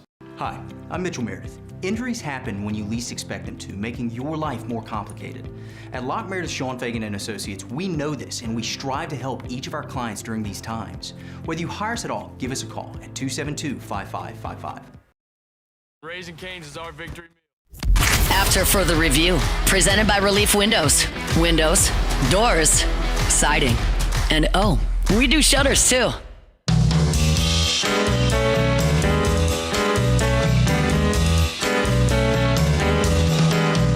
We're brought to you by Supper Club. You book your reservation, supperclubbtr.com, supperclubbtr.com. One of the things about Supper Club that I love is if you want to go to Supper Club and be a baller, you can do it. You want to go to Supper Club and order a $5,000 bottle of Chateau Lafite Rothschild, you can do it. You want to go have $400 shots of cognac, you can do it. You can have experiences at Supper Club that usually are reserved for Las Vegas and New York and Paris and Abu Dhabi. Like, that's here in Baton Rouge. But the thing you got to remember as well, if you want to go to Supper Club and have the best steak of your life and have a few appetizers, a dessert, bottle of wine, you can do it as affordably as any other restaurant in town. But the experience at Supper Club is unmatched. Introduced open seating at the bar, first come, first serve. So if you knock off of work, you want to head by Supper Club, you can walk in without a reservation, so you can grab a bar stool or a table by the bar as well. Have a great dinner, maybe cocktail, close some business. Book your reservation, supperclubbtr.com, supperclubbtr.com.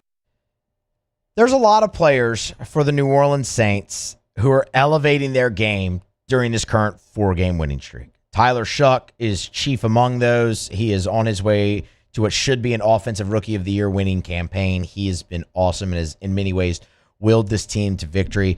You've seen other rookies like Jonas Sanker really play well on the defensive side of the ball. A young player like Chase Young, who's really elevated his game. There's plenty of them. And maybe outside of Tyler Shuck, no one more than Chris Olave. And Chris Olave has been at the center of some controversy in terms of his future in New Orleans. Not for him, not really for the Saints front office. Those two sides have both been pretty darn consistent that they want to stay together and they want to get a long-term deal done. How you pay Chris Olave has been bandied about in different circles. And for good reason. When the Saints spent a first-round pick on Chris Olave in the 2022 draft, he turned in a really solid rookie season. He finished 4th in Offensive Rookie of the Year voting. He went over 1,000 yards. He had the 4 touchdowns. You wanted to see the jump in year 2, and it really didn't come. He played in 16 games with 11 starts. His numbers increased in each category, but it wasn't to the level that you think he had one more touchdown. He had like 90 some odd more yards. Fell short of 90 receptions. And that's when you started to wonder, okay, wait, is he that guy? And then in year 3, he was limited to just 8 games and 8 starts because of all the concussions, to the point that got so serious where he saw multiple experts in the field. And a week ago, when meeting with the media, admitted that at 24 years old, he was seriously contemplating retirement from the league. And you fast forward to this year. And you look at what Chris Olave has done. He's played in all 16 games so far for the Saints. With 16 starts, he has remained healthy. No concussions, which is awesome for him personally and obviously for this team. Because that's a really scary situation to go through where they're just repeated and you're seeing, again, multiple experts in the field and retirement, y'all, at 24. When you have such a bright future, that's... And all he's done in that is turn in a career best year. With all the question marks surrounding him after that 2024 season, the Saints, they didn't waver. Chris Olave, team option? Yep, pick it up in April. He's under contract through 2026. Let's start working on a long-term deal. We want him here. Chris Olave has stated that he has a desire to be in New Orleans forever. He wants to play for the Saints forever. So they're going to work out a deal, and they're going to pay him like a number one. And they should, because he's earned that this season. I think it's pretty cut and dry. He's earned it. You also have to do it, because if you don't, somebody else will. But Chris Olave, 100 receptions, that's a career high. 1,163 yards, that's a career high. 9 touchdowns, that's a career high. With one more touchdown, Chris Olave scores a touchdown against the Atlanta Falcons on Sunday. He is the first player in Saints history with 100 receptions, 1,000 yards receiving, and 10 receiving touchdowns. That is a remarkable season off of such hardship. And what he's done, specifically the last 3 games and even the last 2, when he has been forced to be the only option. I understand there's something to be desired, left to be desired, and maybe some of the contested catch for Chris Olave, maybe some of the route running a little bit there that you look at and you go, man, maybe that's not a number one. You know it is a number one receiver, though? When you're the only guy out there with a pulse, no disrespect to Dante Pettis and Kevin Austin, but you're the first-round pick. You're looked on to be a number one. You're the only guy. You're the main option, and there's no one to take the heat off of you, and everyone on the other sideline knows that. And all you do is turn in 148 yards receiving, 2 touchdowns, 119 yards receiving and a touchdown, and 18 receptions combined in those 2 games. That's a number one. When all eyes are on you and you still go out there and produce, and a hat tip to Kellen Moore for finding ways to get him open, but for Chris Olave to come through and execute in those spots, that sounds like a number one wide receiver to me. He has been awesome down the stretch of this year for the Saints. He has turned in 3 100-yard games and arguably could have had 5, maybe should have had 5. He fell 2 yards short at 98 yards receiving against both the Patriots and the Bears. Otherwise, you're looking potentially already at 1,300 yards this year for Chris Olave. And it's all coming off the hardship that he faced really his second and third year in the league after bursting onto the scene with a solid rookie campaign where there was no question. Take yourself back to going into the 2023 season. There was no question that Chris Olave was the future of this receiving core for the New Orleans Saints. He's having that breakout year that we've all waited for, that we've all expected. Did it come later than anyone thought? Yeah, but you know what? That's okay. He's still 25 years old. He's still a young player.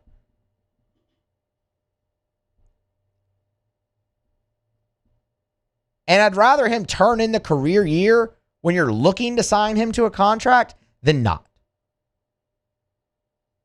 And that's one reason the Saints are going to pay him as a number one, and they should. The other is, look at the chemistry, look at the rapport he has with Tyler Shuck. Are you really going to screw that up? No. No. In no world would you ever think to not keep those 2 together. With what they've shown you this season and in the last 8 games, and specifically the last 2, once again. Shuck, you feel like is your quarterback of the future. Well, that's his top target. That guy's not going anywhere. This is ultimately what you wanted. When you're going to re-sign a player, extend them, pay them like a franchise player on your team, you want to see them take the next step in order to do that. And Chris Olave has done that this year. He's been awesome. Has he been perfect? No. Find me a football player that is. Find me a person that is. But what he has been is the best that he's been to this point in his career. That's what he has been. And these last 2 weeks in particular, when he is the guy that everyone's keying on, he's turned in for my money, the best 2 performances of his career. And it's going to earn him a contract that he deserves. We'll see ultimately when the Saints get that done, whether that's right after the season, maybe right before training camp. One thing's for sure, they have him under contract for 1 more year because of the 5th-year option. They're going to get that deal done. They're going to want to get that deal done before the season kicks off in 2026 and have him locked up for Tyler Shuck and this offense. It's been an awesome fit between those two in Kellen Moore's system. It's resulted in a career year for Olave, and it's about to result in a big payday, which he has absolutely earned. All right. We're going to grab a break. We'll come back on the other side. We'll close out hour number 2 with Tigers in the pros. Still got to get to some Tyler Shuck. The Rookie of the Year odds have been updated. Depending on where you shop, Tyler Shuck is the favorite, or he's right behind Tet McMillan, but that really should be academic. But we'll talk about that, but more how he's just continued to elevate the New Orleans Saints and the historic nature, again, of another start for him. We got to talk about Michael Van Buren's future at LSU as well. All that and more to come as we close out hour number 2 and get into hour number 3 of AFR. It's a Monday show presented by Relief Windows. Musso in for Moscona. Tigers in the pros is next. AFR.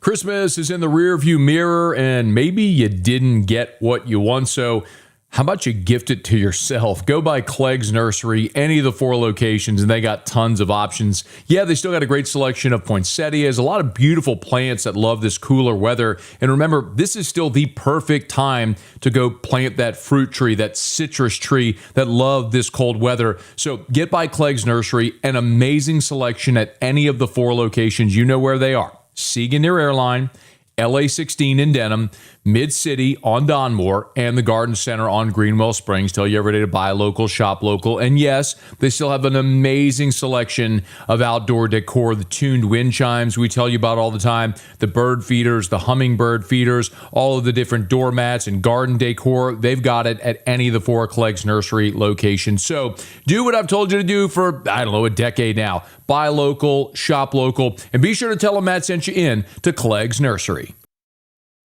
Jordan Faber here with some exciting news. Faber Automotive has officially arrived. We're proud to introduce your new hometown dealership, Faber Chevrolet GMC. That means more inventory, better deals, and the same great local team. Now backed by the trusted Faber family name. Whether you're shopping or servicing, you'll feel the difference from day one. Allow us the opportunity to earn your business. Fabry Chevrolet GMC. Visit us in St. Francisville or online at FabryChevrolet.com. These ice cubes could have been a thankless bed for an all-you-can-eat salad bar. But instead, they cradle and cool the crisp, refreshing Dos Equis. Nicely done, ice cubes.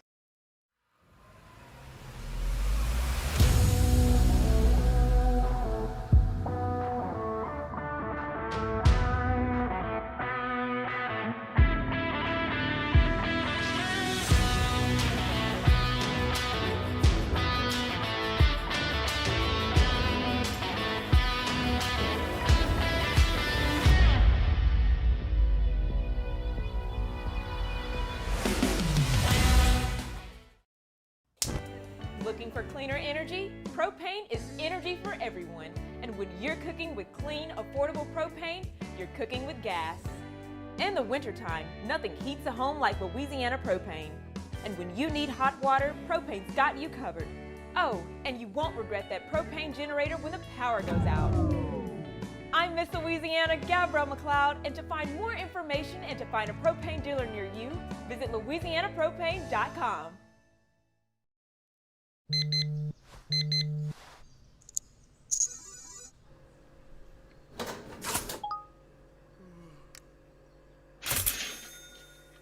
Sometimes you ignore the signs, even when they're right in front of you.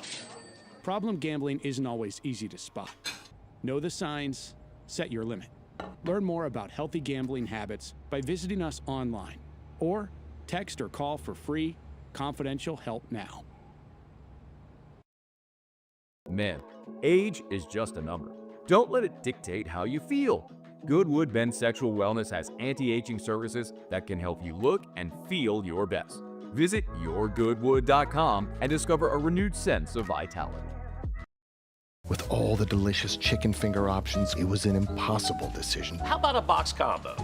Good. Now what can I get for you? No, I want a Caniac combo with extra cane sauce, no slaw, 2 extra toast, and a half sweet tea, half lemonade. Celebrate the holidays with Raising Cane's chicken fingers. One love.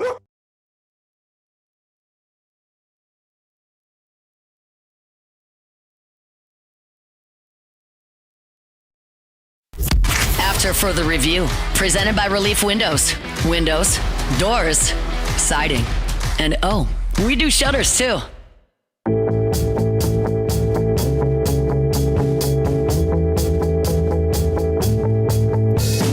It is my pleasure this week to welcome our new partner on to After Further Review, Our Lady of the Lake. Of course, great partnership as well as the official championship health partner of LSU. When you think who takes care of the LSU athletes, well, it's Our Lady of the Lake and the physicians there. Game-changing care, keeps athletes at their best, builds stronger, healthier Louisiana for all of us at every level. I've told you about my experience throughout my life living in Baton Rouge at Our Lady of the Lake, from volunteering at the Ronald McDonald Playroom to helping raise funds through so many different fundraising efforts for the standalone Children's Hospital to taking my son to see specialists there at Our Lady of the Lake Children's Hospital, to my own personal health. My GP is Dr. Kurt Chastain with Our Lady of the Lake Men's Health. It's good enough for the LSU athletes. It's good enough for me and you, of course. It's Our Lady of the Lake. You can learn more at ololrmc.com/LSU. All right, closing out hour number 2 here of After Further Review on a Monday. Let's do it with Tigers in the Pros. Tigers in the pros. They still bleed purple and gold. They're just really rich now. All right, we're going to start with Jamar Chase. The Bengals put it on the Arizona Cardinals Sunday afternoon up there in Cincinnati. Jamar, 7 receptions, 60 yards, and 2 touchdowns in the ball game. What's more important, though, that is Chase, with those 7 receptions and 60 yards, becomes the first player in NFL history to record 80-plus receptions, 1,000-plus receiving yards, and 7-plus receiving touchdowns in their first 5 seasons. He has done that 5 years in a row to start his career. First player in NFL history. He's just different. And, I think we all knew that when he was at LSU. And as soon as he got into the NFL, he's just hit the ground running. He's been phenomenal.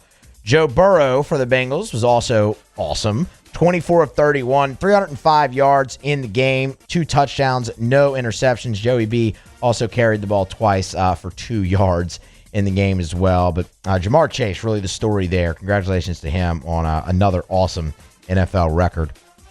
Danielle Hunter picked up another sack for the Houston Texans. That is his 14th sack of the season, which is good enough for 3rd in the NFL. He's just been awesome. 4 total stops in the game as well. He also had another hit on the quarterback. Another solid day there. And Grant Delpit as well turned in a really good effort for Cleveland in their upset win over Pittsburgh on Sunday. Delpit, 8 total stops in the ball game. Did have a sack as well in the game. That sack just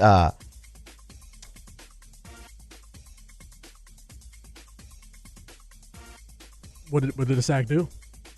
I lost it. There it is. His 2nd of the season. Sorry about that. I had it on a different page than I was looking at. And then Patrick Queen was on the other side, a former LSU teammates there. He was on the other side for the Steelers. Turned in 5 tackles, 1 of those for a loss. All right, that's Tigers in the Pros. It's After Further Review here on a Monday, presented by Relief Windows. Musso in for Moscona. Moscona's back a week from today, so that's the 5th, January the 5th. He'll be back, and he's gonna have lots to talk about because this is gonna be a busy week. We've already talked plenty about transfer portal today. Paul tells me in the break that a 16th LSU Tiger has entered the transfer portal. That is Princeton Malbrew. Again, played sparingly in his time at LSU. Spent most of the time on special teams, a few snaps here and there on defense, but mostly a special teams player for the Tigers. And he will seek greener pastures, or I shouldn't say greener pastures. He'll seek a new opportunity to further his college career. It will not be at LSU. So Princeton Malbrew becomes the 16th player to enter the transfer portal for LSU, the first one here on Monday. And there will be more. The transfer portal officially opens on January 2nd. So we'll close out today's show, have a show on Tuesday. We'll be off Wednesday, Thursday for New Year's Eve, New Year's Day. We will be back here for a jam-packed 3 hours on Portal Day, January the 2nd, when it officially opens. That's expected to be a really, really big year for a big day for LSU. One decision that's going to factor into LSU's future is that of Michael Van Buren. What is he to do? We will talk about that next as we kick off hour number 3 of AFR. Sports Center is next, and then hour 3. AFR. Brought to you by Evermore. Drink Evermore, EVAMOR, Evermore.com, Evermore.com. For elite athletes, for someone who just wants a healthier lifestyle. Maybe you're a parent, you want a healthier option for your children. Evermore is a great option. I would highly encourage you, bottom line, if you're drinking tap water, don't. Bare minimum, filter your tap water. But the best option is Evermore. This is natural artesian water. It's underground aquifers on the north shore of Lake Pontchartrain, right there in Covington. They dug well into that aquifer, and I mean, it's literally thousands of years in the making. That's why they call it Mother Nature's masterpiece. That's what they're pulling out of the ground. The only filtration is take like the sediment from the ground out of the water, and it goes right into the bottle. So it never touches air until you uncap it, take that first delicious sip. Learn more, where you can buy it, great retailers or online, EVAMOR, Evermore.com.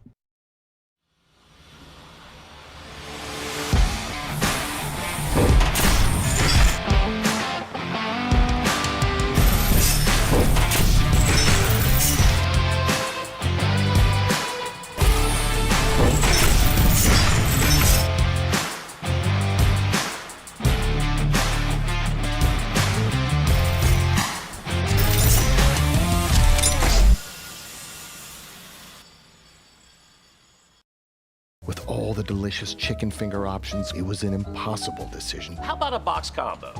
Good. Now what can I get for you? No, I want a Caniac combo with extra cane sauce, no slaw, 2 extra toast, and a half sweet tea, half lemonade. Celebrate the holidays with Raising Cane's chicken fingers. One love. Gulf Coast Bank and Trust is giving our customers the power to bank anywhere, anytime during this challenging event. And we're right there with you. Our mobile banking app is a smart way to manage your money and time. Gulf Coast Bank and Trust, the bank that cares about you.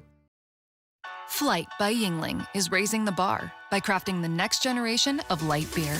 With only 2.6 carbs and 95 calories, this is premium refreshment 6 generations in the making. Flight by Yingling. Raise the bar. Dr. Johnson, that's my guy. He gonna tell me when I need to do better. He gonna tell me when I need to slow down. And I trust him 100%. The medical care that I receive at LSU and with Our Lady of the Lake is top tier. I really trust what they telling me, and they keep me right. At Bayou Automotive, we believe in a sales process that puts you first. We want you to experience an easy purchase with clear pricing and great service. Let Bayou Ford and Bayou Chrysler Dodge Jeep Ram be your trusted partners in finding your perfect vehicle. The crew at Bayou Automotive is going to do right by you. At Ochsner, we know healing is a team sport. That's why we've partnered with world-renowned orthopedic surgeon Dr. James Andrews to create the Ochsner Andrews Orthopedics and Sports Medicine Institute. Whether you're a professional athlete or a weekend warrior, our team of specialists are dedicated to getting you back in the game. So whatever your reasons are for reaching your personal best, we've only got one. You. Ochsner Andrews Institute. Long live you. I'm lawyer Collins Locke Meredith. Among the most important factors to consider when you're hiring an injury attorney is trust. You trust your attorney will put your interest first, treat you with respect, fairness, and honesty. You trust them to be there for you when you need them. At Locke Meredith, Sean Fagan and Associates, thousands of clients have trusted us to represent them, and for good reasons. Please visit us at LockeMeredith.com to learn more, and whether you hire us at all, give us a call at 272-5555. You have nothing to lose. The Windsor Senior Living Community in Mandeville, Louisiana is a beautiful, vibrant apartment community geared towards seniors.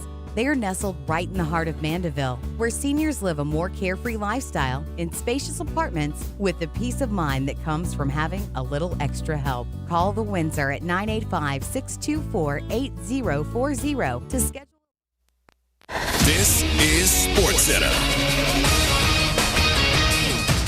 I'm Christine Lisi. Coach Andy Reid addressing his future today, said he plans to return to the Chiefs next season. He's 18 wins away from passing George Halas on the career list. Final game of the 2025 NFL regular season, Ravens-Steelers, Sunday Night Football. Winner claims the AFC North and 4 seed for the playoffs. Loser done for the season. Baltimore quarterback Lamar Jackson's status to be determined due to a back contusion. Pittsburgh receiver DK Metcalf will serve the second of a 2-game suspension for an altercation with a fan. ESPN NFL analyst Herm Edwards. That could hurt Pittsburgh. There's no doubt about that. Now, Lamar Jackson's not playing, so I think they're a different Raven team without him playing. I understand Derrick Henry. They're going to run Derrick Henry. There's no doubt about that. Now, Aaron Rodgers is playing, and this is the game that this is why you bring in Aaron Rodgers. It's for games like this, important games. I mean, this is when Aaron Rodgers is going to have to find a way to generate some offense with the players he has and try to win this game. Herman Clinton and friends. With the playoffs looming, Chargers quarterback Justin Herbert won't play Sunday versus Denver. Trey Lance will start in his place.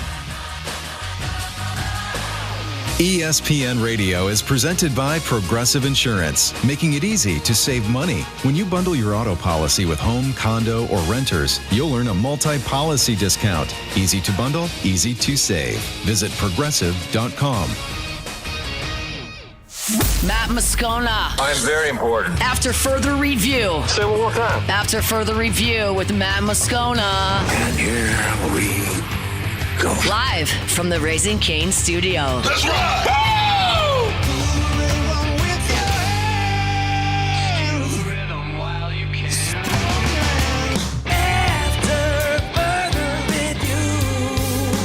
Off and running, hour number 3 after further review here on a Monday presented by Relief Windows. Musso in for Moscona.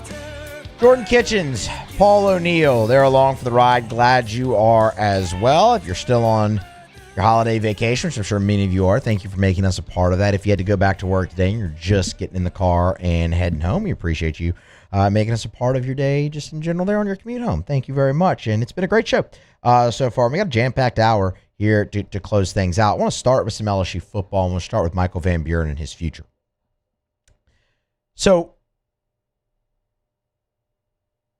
LSU loses to Houston in the Texas Bowl 38-35 on Saturday. That ends the 2025 season. The Lane Kiffin era is now officially underway at LSU. And one of the things that Lane is going to be tasked with in the immediacy is finding LSU a starting quarterback. It was a tumultuous year at that position for the Tigers, to say the least. Garrett Nussmeier was coming off a 4,000-yard passing season. He was looked at a top 5 pick in the draft preseason. He has the injury in camp. To what extent that limited him, you decide. I'm not here to have that conversation ever again. It limited him at least some, but he could play through it. And up until the season was just out of reach, there was no real reason to play through it anymore. You have calls for Michael Van Buren. He comes in, starts the final 5 games of the year for LSU, including the bowl game, a 2-3 record. There were mixed results on the field, some good, some bad, and now his future comes into question. And it's a very interesting question. Michael Van Buren, though, has made no bones about what he wants to do next. So a few weeks ago, I believe this was before the Oklahoma game, Michael Van Buren was asked about his future now with Brian Kelly being fired and a new head coach coming in, things of that nature. And he said he wanted to remain at LSU. I think his quote was, "This is where I want to be." Now you fast forward, obviously a month, things have changed. You've seen Colin Hurley enter the transfer portal. Michael Van Buren's your only scholarship quarterback remaining. No one had asked him. So after the Texas Bowl, they asked him about his future and where he wants that to be. Yeah, I've had conversations with Coach Kiffin and the rest of the staff. You know, things are good right now. So, I'm gonna go home. I'm gonna sit on it, and we're gonna see LSU. Baton Rouge is where I want to be, and so if anything, then at the end of the day, this is where I want to be. So, whatever happens after that happens. He made no bones about it again. At the end of the day, this is where I want to be. LSU, Baton Rouge, this is where I want to be. Talks about having conversations with Lane Kiffin, the rest of the staff. Everything's good right now. But the part you really got to focus in on there is where he also said, so I'm going to go home and I'm going to sit on it. He's going to think about this. And he needs to think about this. This is a big decision for him. Because look, I think Michael Van Buren did some good things this year for LSU. His game against Houston in the Texas Bowl was by far his best game of the year. He was awesome. He was efficient. He stood in there. He was perfect under pressure. He was 3 for 3 under pressure in that game. He completed over 60% of his passes when he was blitzed. Like, he stood in there, made some great throws, took some hits, threw 3 touchdowns, didn't turn the ball over. Like, he was really good in that game against Houston. Against Arkansas, man, that game really stood out from him. He made some plays to win that game for LSU. The scramble, the 30-yard scramble, that stands out. He didn't make a ton of consistent plays with his legs, but that's not actually who he is, but he made some timely plays with his legs this year. That's awesome. He made some really timely throws, but he also had the ball too long at times, got sacked. He also just flat out missed open receivers. Accuracy is something that needs to improve there. It was a mixed bag. So Michael Van Buren really has to sit down and think about this decision, because if you ask me, the starting quarterback for LSU is not on the roster right now. Lane Kiffin is going to go in the portal, and they are going to get a starting quarterback. It's not that Michael Van Buren didn't show good things. He didn't show enough to feel comfortable, slam dunk, this is the starting quarterback going forward. So what he has to ask himself is, does he want to do exactly what he did in 2025 again? And in that quote, in that cut, what certainly sounds like he does. This is where I want to be. I've talked to the staff. It's good right now. It sounds like he's okay with that. But in those talks with the staff, I feel pretty confident in saying that they have not assured Michael Van Buren of anything in terms of starting, because of what's available in the portal and because of the development that still needs to take place. Now, here's the two hands, right? You came in to sit behind Garrett Nussmeier, develop, and be the starter in 2026. Well, the quarterback season played out the way that it did.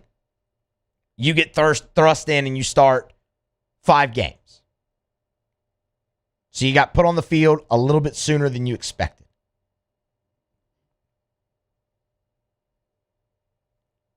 Do you want to go into the portal, go somewhere where you can start, and then maybe re-enter the portal again and see if you can move up a level?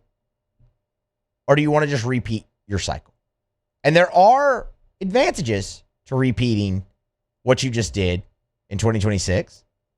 One of them is you would learn under Lane Kiffin, who is one of, if not the best quarterback coaches in college football.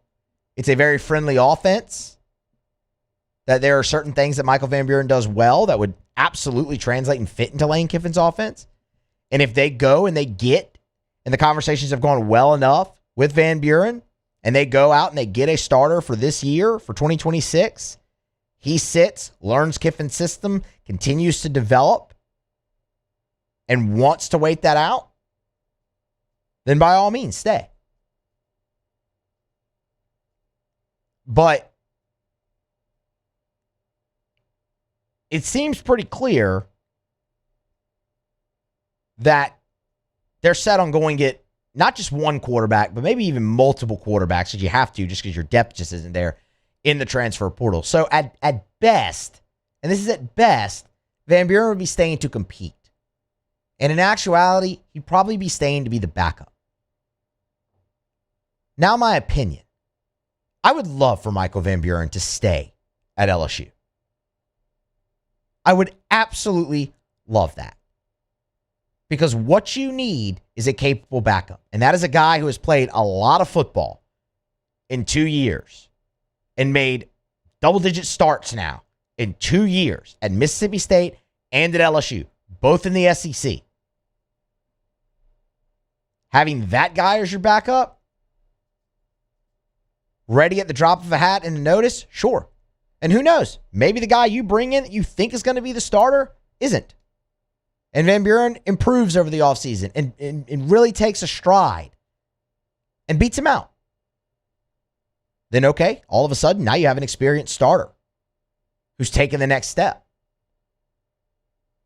So I would love for him to stay at LSU. And it sounds like he's going to. But he also did say, I'm going to go home. I'm going to sit on this. I'm going to think it over. Because it's a big decision. Michael Van Buren, when he came to LSU, had eyes on 2026 being his year. And that finally being the year where he's the guy and taking that step. And with the way everything played out, it doesn't seem like it's going to be the case. What does he want to do? You need the depth, I'll tell you that much, and experience depth, and he provides that. What does he want to do? That's only a question that he can answer in time. The portal officially opens on January 2nd. He says he's locked in. He wants to be here. Things can change. I love that the conversations have gone great. I really do. And he did good things. But I don't think anyone would really sit right here, right now, and tell you that in the 5-game sample they saw of Michael Van Buren starting, that they just slam dunk, no question, feel great about him going forward as LSU starter. Which, when he came here, was originally the plan for 2026. We'll let it play out. We'll keep you posted. It is probably outside of Whit Weeks' draft decision, the most intriguing decision on this LSU team in terms of a returning player, just because of where your numbers are at that position and the experience that he does bring. It'll be fascinating to watch. Michael Van Buren says he's locked in. We will see what his future does indeed hold at LSU. All right, we're going to grab a break. We're going to continue quarterback talk. Tyler Shuck just continues to do things that other rookie quarterbacks haven't done in multiple years. Saints rookie quarterbacks haven't done ever. And, I mean, he's moving up Offensive Rookie of the Year boards and should win the award. We'll talk all about Tyler Shuck and where things stand with him next here on AFR. After further review. Get Gordon and get it done. Gordon McKernan Injury Attorneys. If you've been injured and it's not your fault, do what injured people in Louisiana have done for more than 30 years. Call Gordon McKernan Injury Attorneys. 888-8888. It's all 8s. 888-8888. I don't even need to give you the area code because no matter where you are in the state, it doesn't matter. Just dial 888-8888 for Gordon McKernan Injury Attorneys. Gordon does an awesome job, man. He's a great person. They've been so invested in our communities with all the charitable and service work that they do. They give back into the communities that they represent, no matter what time of year. If it's the bike giveaway for kids around Christmas time, if it's the laptop giveaway around back to school time, if it's the charitable work they do during October for Breast Cancer Awareness Month, they're always involved in the community. We tell you all the time, of course, about the G Team and what Gordon's done with NIL and the opportunities that he's afforded student athletes. Just a great, great community partner. If you've been injured, you need representation, go to getgordon.com. That's getgordon.com. Get Gordon and get it done. Trust isn't given. It's earned. On the field, I trust my team. For my healthcare, I trust the lake.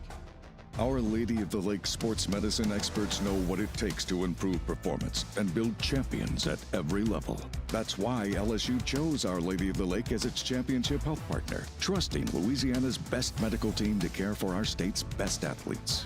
From championship athletes to everyday champions, trusted care starts here. I trust the lake. ED, low T, or simply seeking to optimize your health and performance? Goodwood Men's Sexual Wellness offers a range of discreet services to address your specific needs. We empower men to reclaim their health and confidence. Visit yourgoodwood.com. My father, J.B. Falgu, had a vision of growth for First American Bank and the communities we serve. The bank's foundation was built on his legacy of compassion, loyalty, and dedication. Through his years of leadership, First American has prospered to heights even JB could not have imagined. I know my father would be extremely proud of the customer service and financial stability that First American provides to Southeast Louisiana. We continue to thrive because of the legacy of JB Falgu. I'm Lawyer Locke Meredith. If you're battling an insurance company because of a wreck not your fault and they're not calling you back or being fair, whether you hire us at all, give us a call, 272-5555, or email Locke Meredith, Sean Fagan and Associates. You have nothing to lose. Hello, I'm Collins Meredith. If you've been injured on the job, you likely have a workers' compensation claim, but you may also have a tort claim which opens up significant recovery rights not normally available for a work injury. If this is you, call us or come see us at Locke Meredith, Sean Fagan and Associates.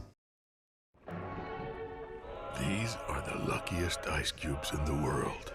They could have been a thankless bed for an all-you-can-eat salad bar, but instead, they've been called upon to cradle and cool a crisp, refreshing Dos Equis.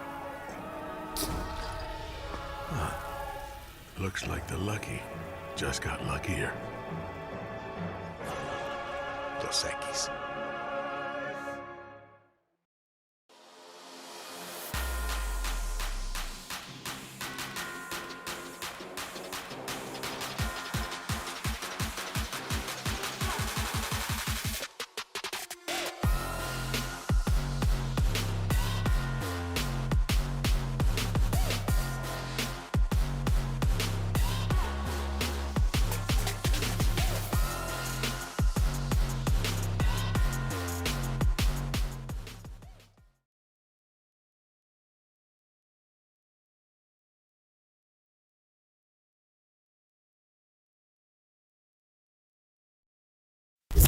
After further review, presented by Relief Windows. Windows, doors, siding, and oh, we do shutters too.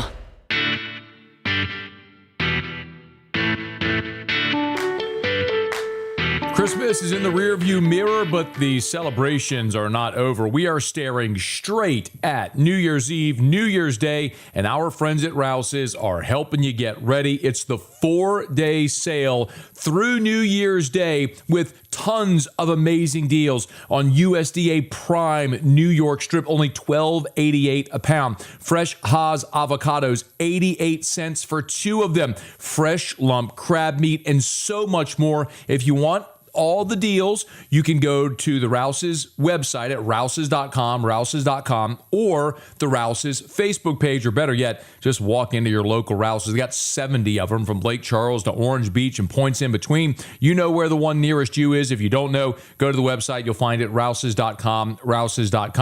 New Year's is upon us. Make sure that if you're having a New Year's celebration, you get all the fixins from our friends over at Rouse's, the official supermarket of the New Orleans Saints. Rouse's, this feels like home. Back here after further review, hour number 3 here of a Monday show presented by Relief Windows. Musso in for Moscona here this week on AFR. He's back a week from today. Been a jam-packed show so far, man. It's been a really good show. Still have to get to Otter Locks here to wrap things up. But I wanted to talk a little bit more about the New Orleans Saints and Tyler Shuck. This is just becoming a recurring theme. So the Saints won their 4th straight game over the weekend. They went up to Tennessee, beat the Titans on Sunday, 34-26, and Tyler Shuck just continued to elevate his play, which in turn elevated the team, and he continued to set rookie marks.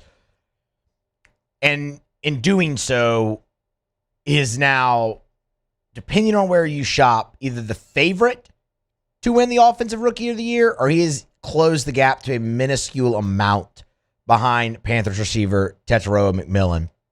I saw earlier at DraftKings you could still get Tyler Shuck at even money right behind Tet McMillan to win the award. Let me just start with this. Tyler Shuck should win Offensive Rookie of the Year, and it should not be close for a couple of different reasons. Number one, the award, if it can go to a quarterback, always goes to a quarterback. Just about. Number two, I don't really care what the Saints' record is. I don't care that Tyler Shuck has only started 8 games. What Tyler Shuck is doing is putting him in rare company across the NFL and in the history of the league. And he's doing it as a rookie. With his 300-yard passing game against the Titans, he became the first rookie quarterback to have back-to-back 300-yard games since C.J. Stroud did that in 2023. C.J. Stroud, for what it's worth, won Offensive Rookie of the Year. With his 300-yard passing game on Sunday, Tyler Shuck became only the third rookie in the Super Bowl era to have back-to-back 300-yard passing games and no interceptions. He joined Dak Prescott and Joe Burrow. And oh, by the way, with his 300-yard passing game against the Tennessee Titans, Tyler Shough became just the third quarterback in Saints history to throw for over 300 yards and 2 touchdowns with a greater than 80% completion percentage. Joining Jim Everett and, you guessed it, Drew Brees, who, by the way, did that 10 times in his Saints career because he's the GOAT. When you're doing things like that, I don't really care what the best receiver in the NFL has done as a rookie, because that trumps it all. You add in the fact that Tyler Shough has 5 wins, which is far and away the most of any rookie quarterback with a start this season in the NFL. His passer rating that he had on Sunday, 142.7, is the highest passer rating of any rookie quarterback this season with a start. And it's when he's done these things. It's late in games. It's the game-winning drives you saw against the Panthers and against the Bucs. It's the sensational fourth quarter that you just saw against the Tennessee Titans. The come-from-behind victories, him doing it with his legs, him doing it with his arm, him elevating the team around him, and it resulting in victories. This should be over. The fact that there is still a sports book out there that doesn't have Tyler Shough as the favorite for Offensive Rookie of the Year is astonishing.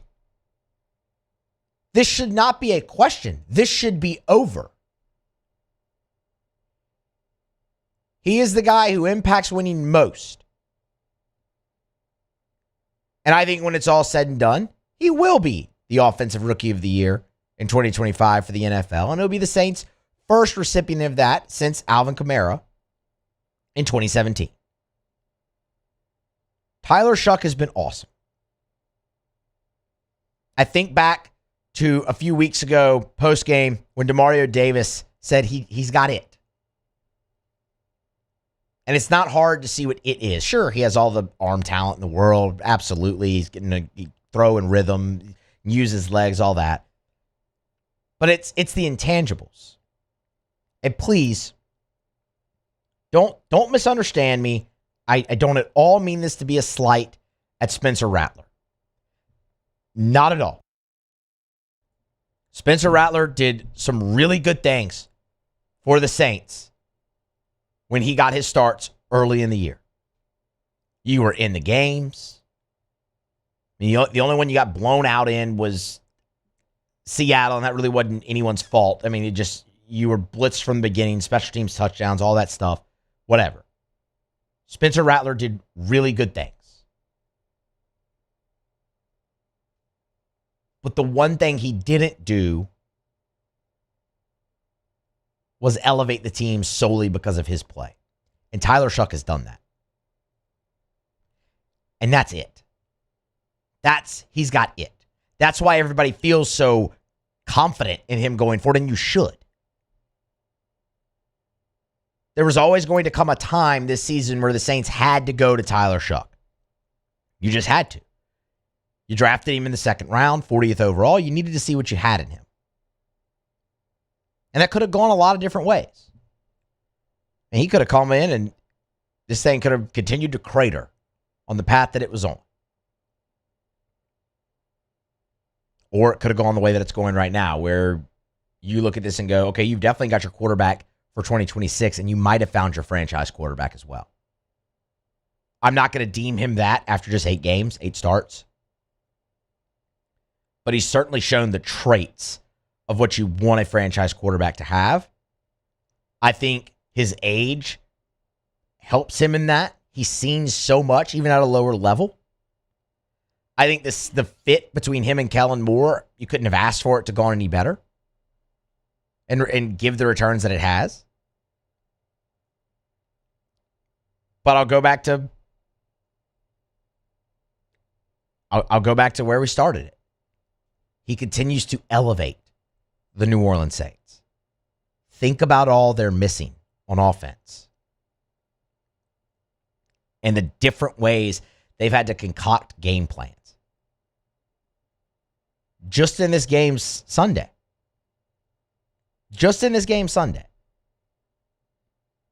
You had no Kamara, no Kendre Miller, no Devin Neal. That's your top 3 running backs. They're all gone.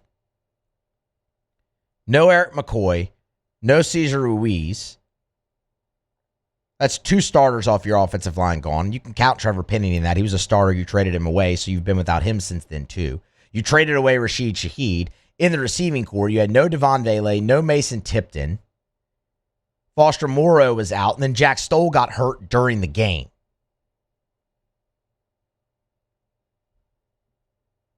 It doesn't matter. You give a big hat tip to Audric Estime. He was awesome running the football for the Saints. That helped Tyler Shough. But everyone in the world knows he's throwing to Juwan Johnson and to Chris Olave, and it doesn't matter. They just keep producing, and Shuck keeps producing, and he keeps doing it when you need him the most, whether it's with his arms or with his leg. And throw in the fact that he's banged up. Like, Tyler Shuck's nicked up right now, too.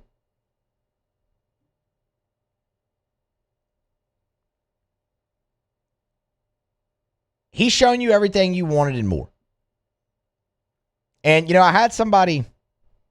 I was talking to somebody last night after the game was over and just had like a little get together. And wondered, where would the Saints be if they had started Tyler Shuck from get-go? And that's a slippery slope. I don't really even like getting into that because it's all hypothetical. And when you look at the Saints schedule, man, it lightened up towards the back end. And I'm not taking away anything from what they've done because you've been playing a 4th place schedule for a while and you've had stretches like this before and you haven't won 4 straight and you haven't had this production at quarterback or any of that. So I'm not taking away. But when you look at the Saints schedule and you think about it, okay, Shuck had to go through some growing pains. It wasn't great when they put him in against Tampa in mop-up duty. It wasn't great his first start at the Rams. But it did get better. And he came along maybe a little bit quicker. And you get his first win in his second start. But if you look at the front of that schedule, San Francisco, who could be the 1 seed in the NFC, at Seattle, who could be the 1 seed in the NFC, at Buffalo, playoff team, the Patriots, 1 seed in the AFC, at the Bears, playoff team. Like, I don't look at that and I don't go, man, if the Saints start Tyler Shuck from day one, they're winning the division. No, not really at all. I don't really see many more wins. Could it have made a difference in the game against New England where you had the ball with the chance to go win it at home? Maybe. But that's all a hypothetical game. What's certain is what you've seen the last 4 weeks for sure. And really going back to the loss at Atlanta. But the last 3 weeks in particular, Tyler Shuck has thrown for close to 1,000 yards. He hadn't turned the ball over. And he is the unquestioned leader of this team. Unquestioned. He should win Offensive Rookie of the Year. I think he will win Offensive Rookie of the Year. Regardless of what happens against Atlanta. And that was something when we had this conversation a week ago. I said I think they need to win out for him to do that. But he just kept going out there and rewriting rookie records and things of that nature and setting new rookie marks. and leading the rookie class in the NFL this year. To the point where you look at it and go, okay, I mean, hell, he had 243 yards passing the last time they played Atlanta. Now they're better. You think he can't top that? I mean, you're looking at Tyler Shuck having a realistic opportunity to throw for close to 2,500 yards this year in 9 games. He's been awesome. The ability is undeniable, but it's everything else where he elevates the team around him. That is why the confidence level and the excitement around Tyler Shuck and the New Orleans Saints right now is where it is. Hats off. It's been a great rookie campaign. Here's to he stays healthy, plays the full game against Atlanta, does well. Hopefully the Saints get their 5th win, and he's there at NFL Honors to claim some hardware that he's rightfully earned. And from there, it's just off into the future with hopefully what is the Saints' next franchise quarterback. All right, we're going to grab a break. We'll come back on the other side. It is a Monday edition of AFR presented by Relief Windows. Musso in for Moscona. Scone's back a week from today, and boy, he'll have a lot to talk about, that's for sure. We got to get through a couple more segments here tomorrow, and then we'll be back on Friday to close out the week with you. We're going to grab a break. We'll come back on the other side. Still have to get to Otter Locks. Brief thumbnail on the LSU Hoops team. Matt McMahon and squad, they'll close out the non-conference, the non-conference portion of their schedule in the PMAC tonight against Southern Miss. I want to give you a brief thought on that, and then we'll get to Otter Locks. All that as we continue along here on a Monday edition of AFR presented by Relief Windows. Stay tuned. After further review. If you fill up Tiger Stadium 15 times, that'd be roughly 1.5 million people. That's how many realtors there are in the United States. Darren James ranked number 14 in the country when it comes to the numbers of homes sold. That's Wall Street Journal's Real Trends list. Think about what I just said. Fill up Tiger Stadium 15 times, and of all those people, Darren James ranked number 14. You need to get to a closing table. Need to sell your home fast for the most amount of money. You need the absolute best customer service experience with constant communication and results. Well, you need Darren James. So, call Darren. 335-7666, 335-7666, 335-7666. That's Darren's cell. Or go to agent225.com, agent225.com. Think real estate, think Darren James. South Louisiana, it's turnaround season, and River Parish Contractors is calling in the best of the best. We're hiring pipe fitters, ironworkers, boiler makers, combo and structural welders, rig welders, carpenters, crane operators, dirt operators, and more. If you're ready to work, ready to earn, and ready to build something that lasts, call Big Jake at 318-547-1000 or go to rpcontractors.com. River Parish Contractors. Let's get building. Jordan Faber here with some exciting news. Faber Automotive has officially arrived. We're proud to introduce your new hometown dealership, Faber Chevrolet GMC. That means more inventory, better deals, and the same great local team. Now backed by the trusted Faber family name. Whether you're shopping or servicing, you'll feel the difference from day one. Allow us the opportunity to earn your business. Fabry Chevrolet GMC. Visit us in St. Francisville or online at FabryChevrolet.com. Hi, I'm Mitchell Meredith with Locke Meredith, Shaw & Fagan & Associates. We take great pride in educating our clients about their rights. Whether you're injured at work or while you drive, call our office at 272-5555. Knowledge is power, and you should know your rights after an injury. Hi, I'm Sean Fagan of Locke Meredith, Sean Fagan & Associates. When insurance companies have been unfair, we've never been afraid to go to trial. Fighting hard to protect your rights, we never settle a case out of convenience. We only settle when it's right for you. Whether you hire us at all, give us a call. At Bayou Automotive, we believe in a sales process that puts you first. We want you to experience an easy purchase with clear pricing and great service. Let Bayou Ford and Bayou Chrysler Dodge Jeep Ram be your trusted partners in finding your perfect vehicle. The crew at Bayou Automotive is going to do right by you. Today, we are shaping tomorrow. We are researching how extreme stress impacts the immune system, from trauma victims to athletes and even astronauts. Our work is leading the way in sepsis treatment, saving countless lives. We're unlocking the mind with music in exciting new ways. Our Lady of the Lake Health and LSU are improving the health of our state. That's the impact of champions. Imagine the impact we'll have on the future. Together, we roar. ED, low T, or simply seeking to optimize your health and performance? Goodwood Men's Sexual Wellness offers a range of discreet services to address your specific needs. We empower men to reclaim their health and confidence. Visit yourgoodwood.com. This menu is a masterpiece. Delivers every time. This is the worst party ever. Raisin Cane's! Let's go! The party is saved! Peter, Mr. Billingsley. Celebrate the holidays with Raisin Cane's chicken fingers. One love.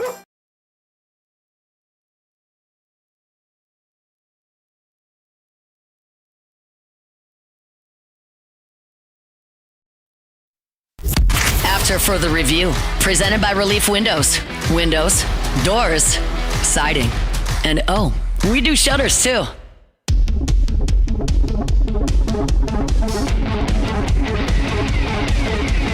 We're brought to you by First South Farm Credit, firstsouthland.com, firstsouthland.com. Thinking of buying land, your first call should be to First South Farm Credit. Again, you can log on to firstsouthland.com. We're nearing the end of the year. Maybe you're thinking about that tax write-off. You're buying timber property, recreational timber property could be a great opportunity for a tax strategy. Talk to your CPA to see if that's something that might make sense. Or maybe, right now you're in hunting season and you're tired of sharing that lease. This is a good time to call our friends over at First South Farm Credit to start that process toward owning your own land. It's First South Farm Credit. Go to firstsouthland.com. That's firstsouthland.com. Land's a finite resource, y'all. It ain't never going down in value and they ain't making more of it. So you want to get your own. First South Farm Credit can help. firstsouthland.com. That's firstsouthland.com. All right, LSU and Matt McMahon, the men's basketball team, they're going to close out their non-conference slate at the PMAC tonight. They'll welcome in Southern Miss. Tip-off set for 7 p.m. LSU is a 20.5-point favorite in this ball game. When you look back at LSU's pre-conference, it wasn't filled with games that are just going to get you hype and get you excited and where you're going to learn so much about the team. But it's not to say you didn't face adversity, and it's not to say that you didn't learn some things about the team. You got blown out at a neutral site against Texas Tech. You followed that up in the very next game with another neutral site game against a power conference opponent in SMU, who you beat by double digits. It was a really good bounce back, great resiliency shown by the team. You had some scares as well. Obviously, Prairie View, the last time out, I was leading you at halftime and shot 77% from the floor, from 3-point range, 67% from the floor in the first half of that game, and really had you kind of on the ropes at times. You went on the road to Boston College, who not a very good team. You played about as bad as you could for a half, and then stormed back, won that game in overtime. There was plenty of adversity faced. So you've seen this team go through it a little bit, and more often than not, outside of that game against Texas Tech, they came out victorious. They sit at 11-1. You're sitting pretty right now in the net ranking if you're LSU. And with sitting pretty in the net ranking right now if you're LSU with one more shot in the non-conference against a Southern Miss team that's 7-6, who, just looking at their schedule, they've played 3 power conference opponents, 2 of them in the SEC, and they were very competitive, actually, in both those games. They lost at South Carolina by 4. They lost to Ole Miss by 4 as well. The other one's Miami. Miami beat them pretty good. Let's see. That is 24 points. 24 points that Miami downed Southern Miss. But they have also been competitive. But for LSU, this is about one thing, winning. You win this game. You sit where you do in the net, which is right around that 30-40 range. You're 12-1, and you head to College Station to open conference play on Saturday, and you feel pretty good. Knowing, all right, if you could do what you did in Matt McMahon's second season, get to 9 conference wins, you're probably in the field For what it's worth, Joe Lunardi, who's a sicko and does bracketology in November and December, in his latest, does have LSU in as a 9 seed in the NCAA tournament right now. So that's where you stand, with one more opportunity to polish it off. Look, LSU should win this game tonight. It's not to say that they're going to. They should. But we just told you, Southern Miss against some SEC teams has played close, but they've also really laid some eggs as well. Just last time out, they lost. Last time out, they gave up 93 to Arkansas State. They beat Grambling by 8 and only scored 68 points. This isn't a world beater. It's a team that can be competitive, but if LSU goes out and plays their game, their talent, their advantage should show through, and they should beat Southern Miss and get to 12-1. So what are some things that you want to see from LSU tonight? I'll tell you one thing I want to see. And read into it what you will. Southern Miss is not a three-point shooting team at all. They not even a little bit. I think I was reading through Hunt's preview of this over at LouisianaSports.net, and I think he said they've made 7 threes all year. So they're going to try to their game is getting to the basket. But one thing I want to see from LSU is a faster start on the defensive end, because there have been moments and points of this season where LSU they did not have that. Obviously, Prairie View is one of those. Texas Tech is another. Both of those really were from the 3-point line, obviously, but there have been moments and points this year where LSU they've not started fast enough defensively. That's one thing I would really, really like to see. You're going to face a lot of length. Southern Miss is a long team. Their leading scorer is Tyleek Weeks. He's a forward, 6'7", 225. So a nice-sized guy. He's coming off of a 25-point game, by the way, against Arkansas State. So, that is their guy. Now, he is smaller than Mike Nwoko, but what will be interesting is some of your guards when they try to get into the lane, things of that nature, going up against this size and this length. They also have a 7-footer, Tegra Ize. He's a bench player, but the 7 foot. So, they all of their starters are 6'5" and above. So it's a long team that LSU will get to play as well. But take care of your business. Like I said, LSU is going to score. I don't really have that much of a worry there. Again, say what you will about LSU's schedule, but they have failed to score 70 or more points just once this year, and that was the game against Texas Tech. LSU will score. DJ Thomas has been fantastic in running that offense at the point with his assists to turnover ratio, all of that. He could score as well. You've really liked what you've seen from Mike Nwoko, Markel Sutton. Max McKinnon has really heated up as of late from 3 as well. So LSU will score.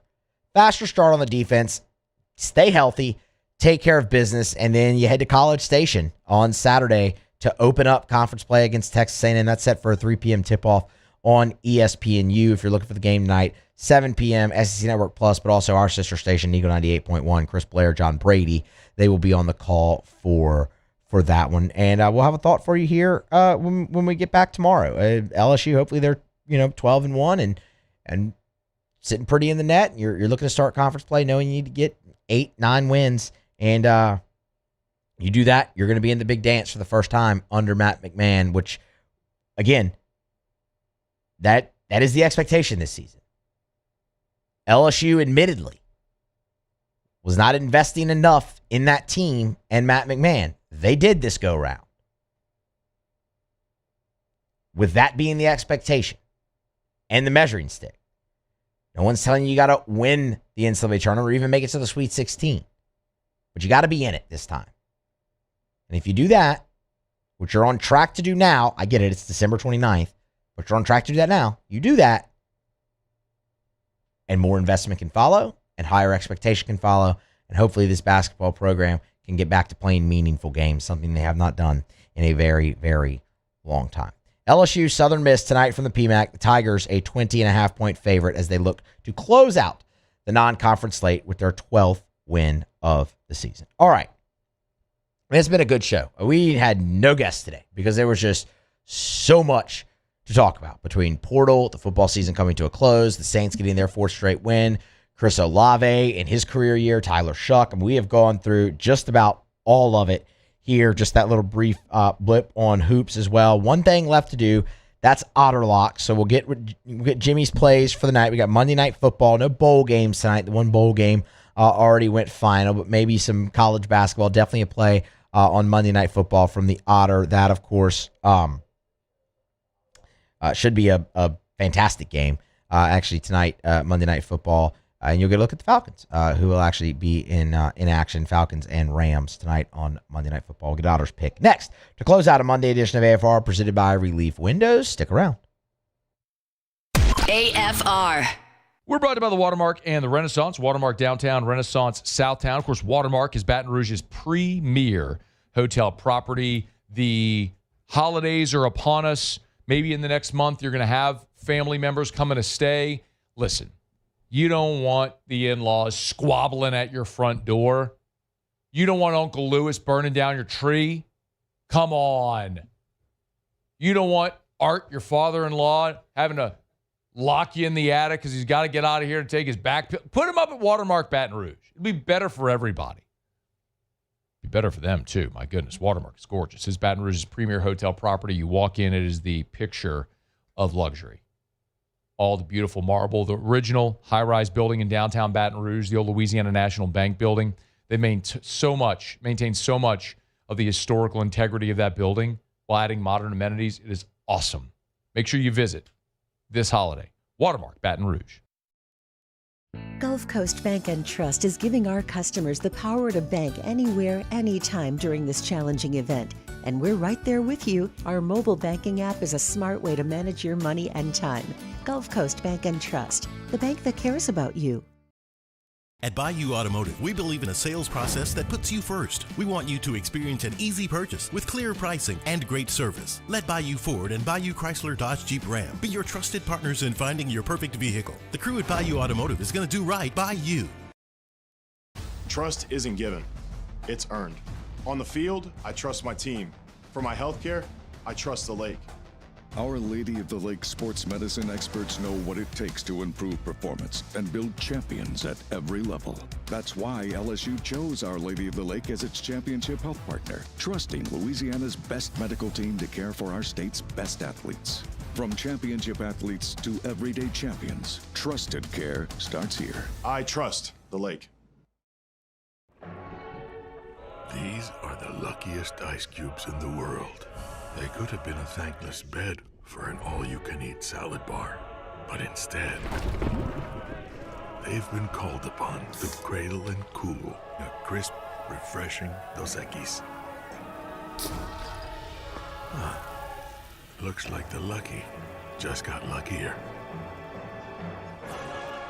Dos Equis. This menu is a masterpiece. Delivers every time. This is the worst party ever. Raising Cane's! Let's go! The party is Peter, Mr. Billingsley. Celebrate the holidays with Raising Cane's Chicken Fingers. One love.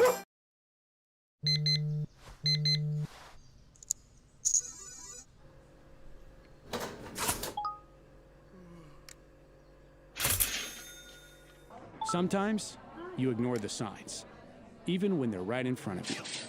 Problem gambling isn't always easy to spot. Know the signs, set your limit.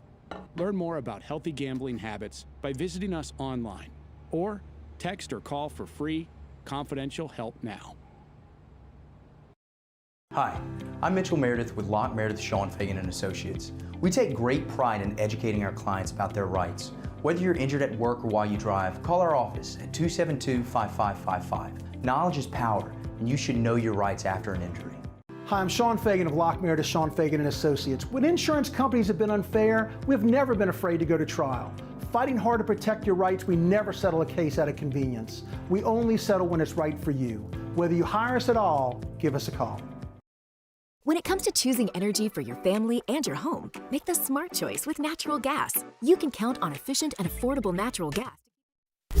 After further review, presented by Relief Windows. Windows, doors, siding, and oh, we do shutters too.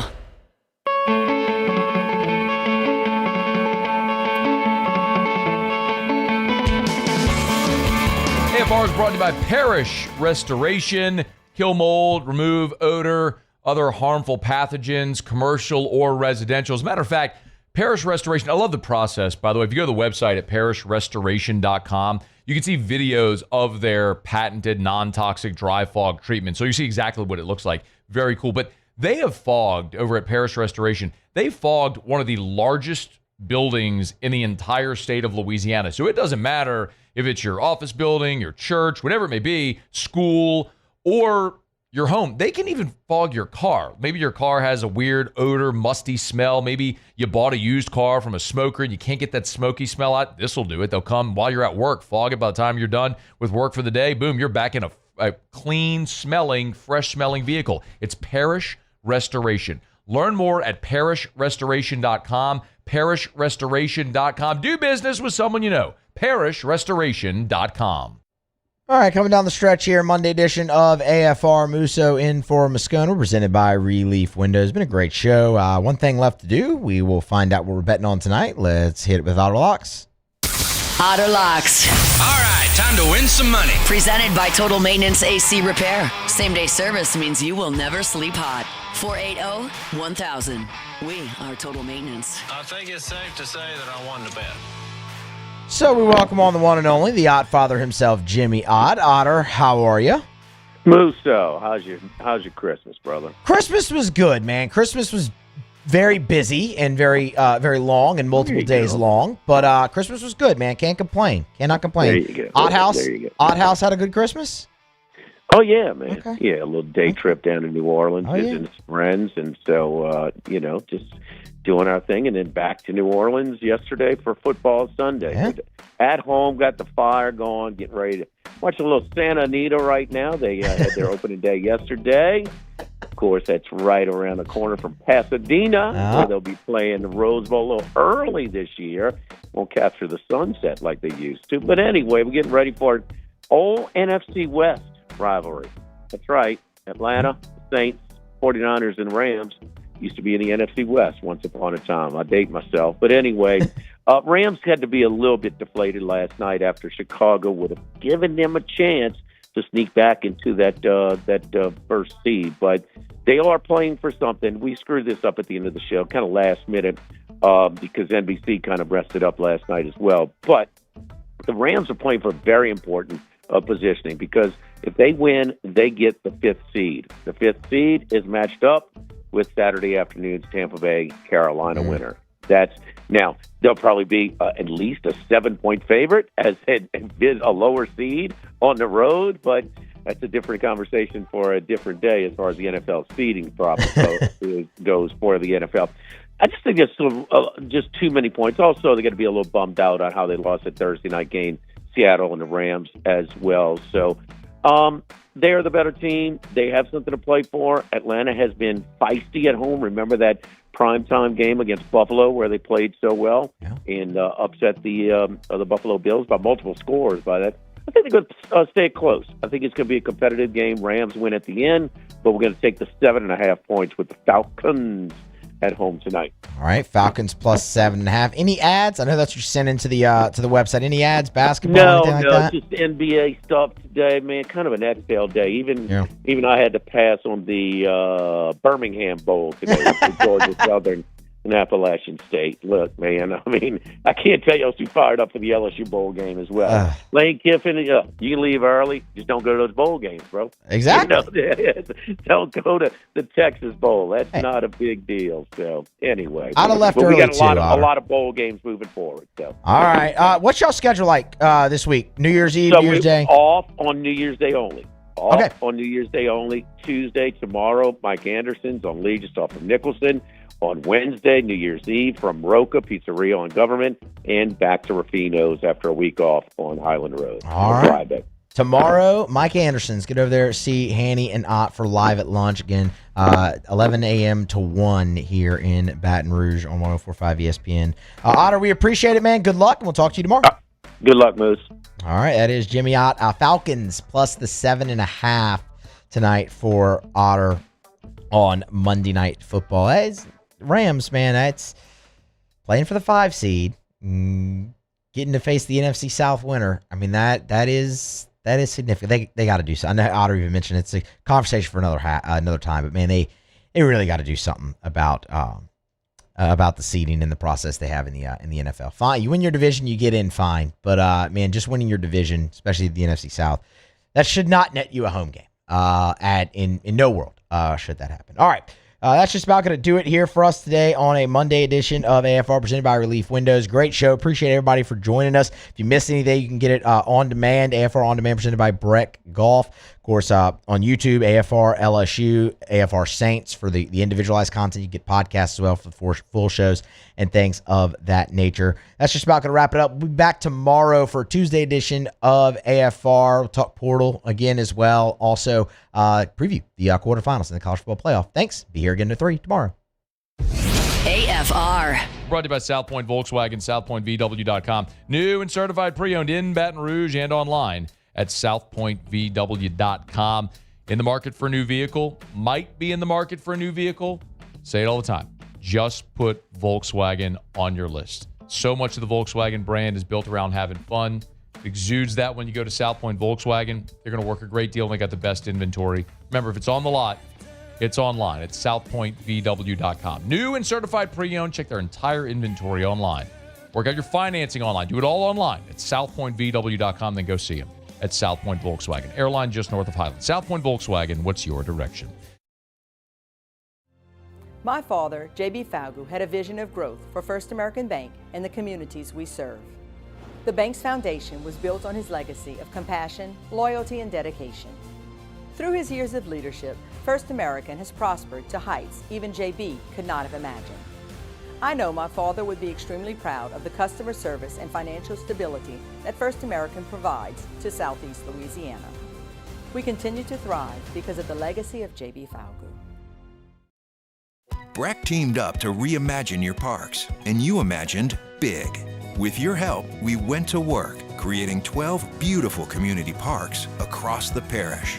A family-sized water park, miles and miles of trails, and parks just for your dogs. There are more places to splash, to explore, to run wild, and even soar. You imagined, we delivered gold. Breck, your #1 park system in the nation. Hi, this is Beth Serena. Welcome to my pool.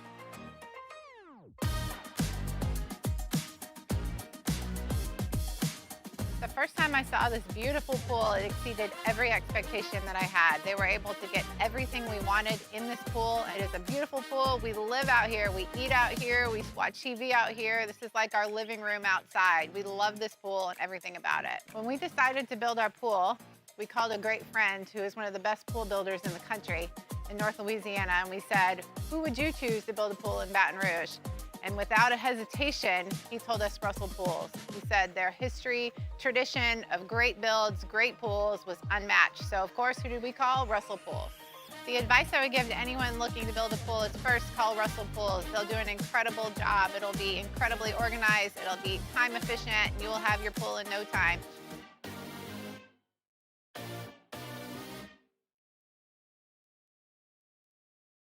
After a decade of working in private duty nursing, I know how hard it can be to find compassionate care for the ones that you love the most. So I started Decision Critical, a premier concierge nursing agency, so we can take care of you wherever you are. Our highly skilled nurses provide exceptional care from the comfort of your own home with personalized packages for short-term, long-term, or even around-the-clock care. Visit us at decisioncriticalbr.com and give us a call today to get started. Dr. Johnson, that's my guy. He gonna tell me when I need to do better. He gonna tell me when I need to slow down. And I trust him 100%. The medical care that I received at LSU and with Our Lady of the Lake is top tier. I really trust what they telling me, and they keep me right.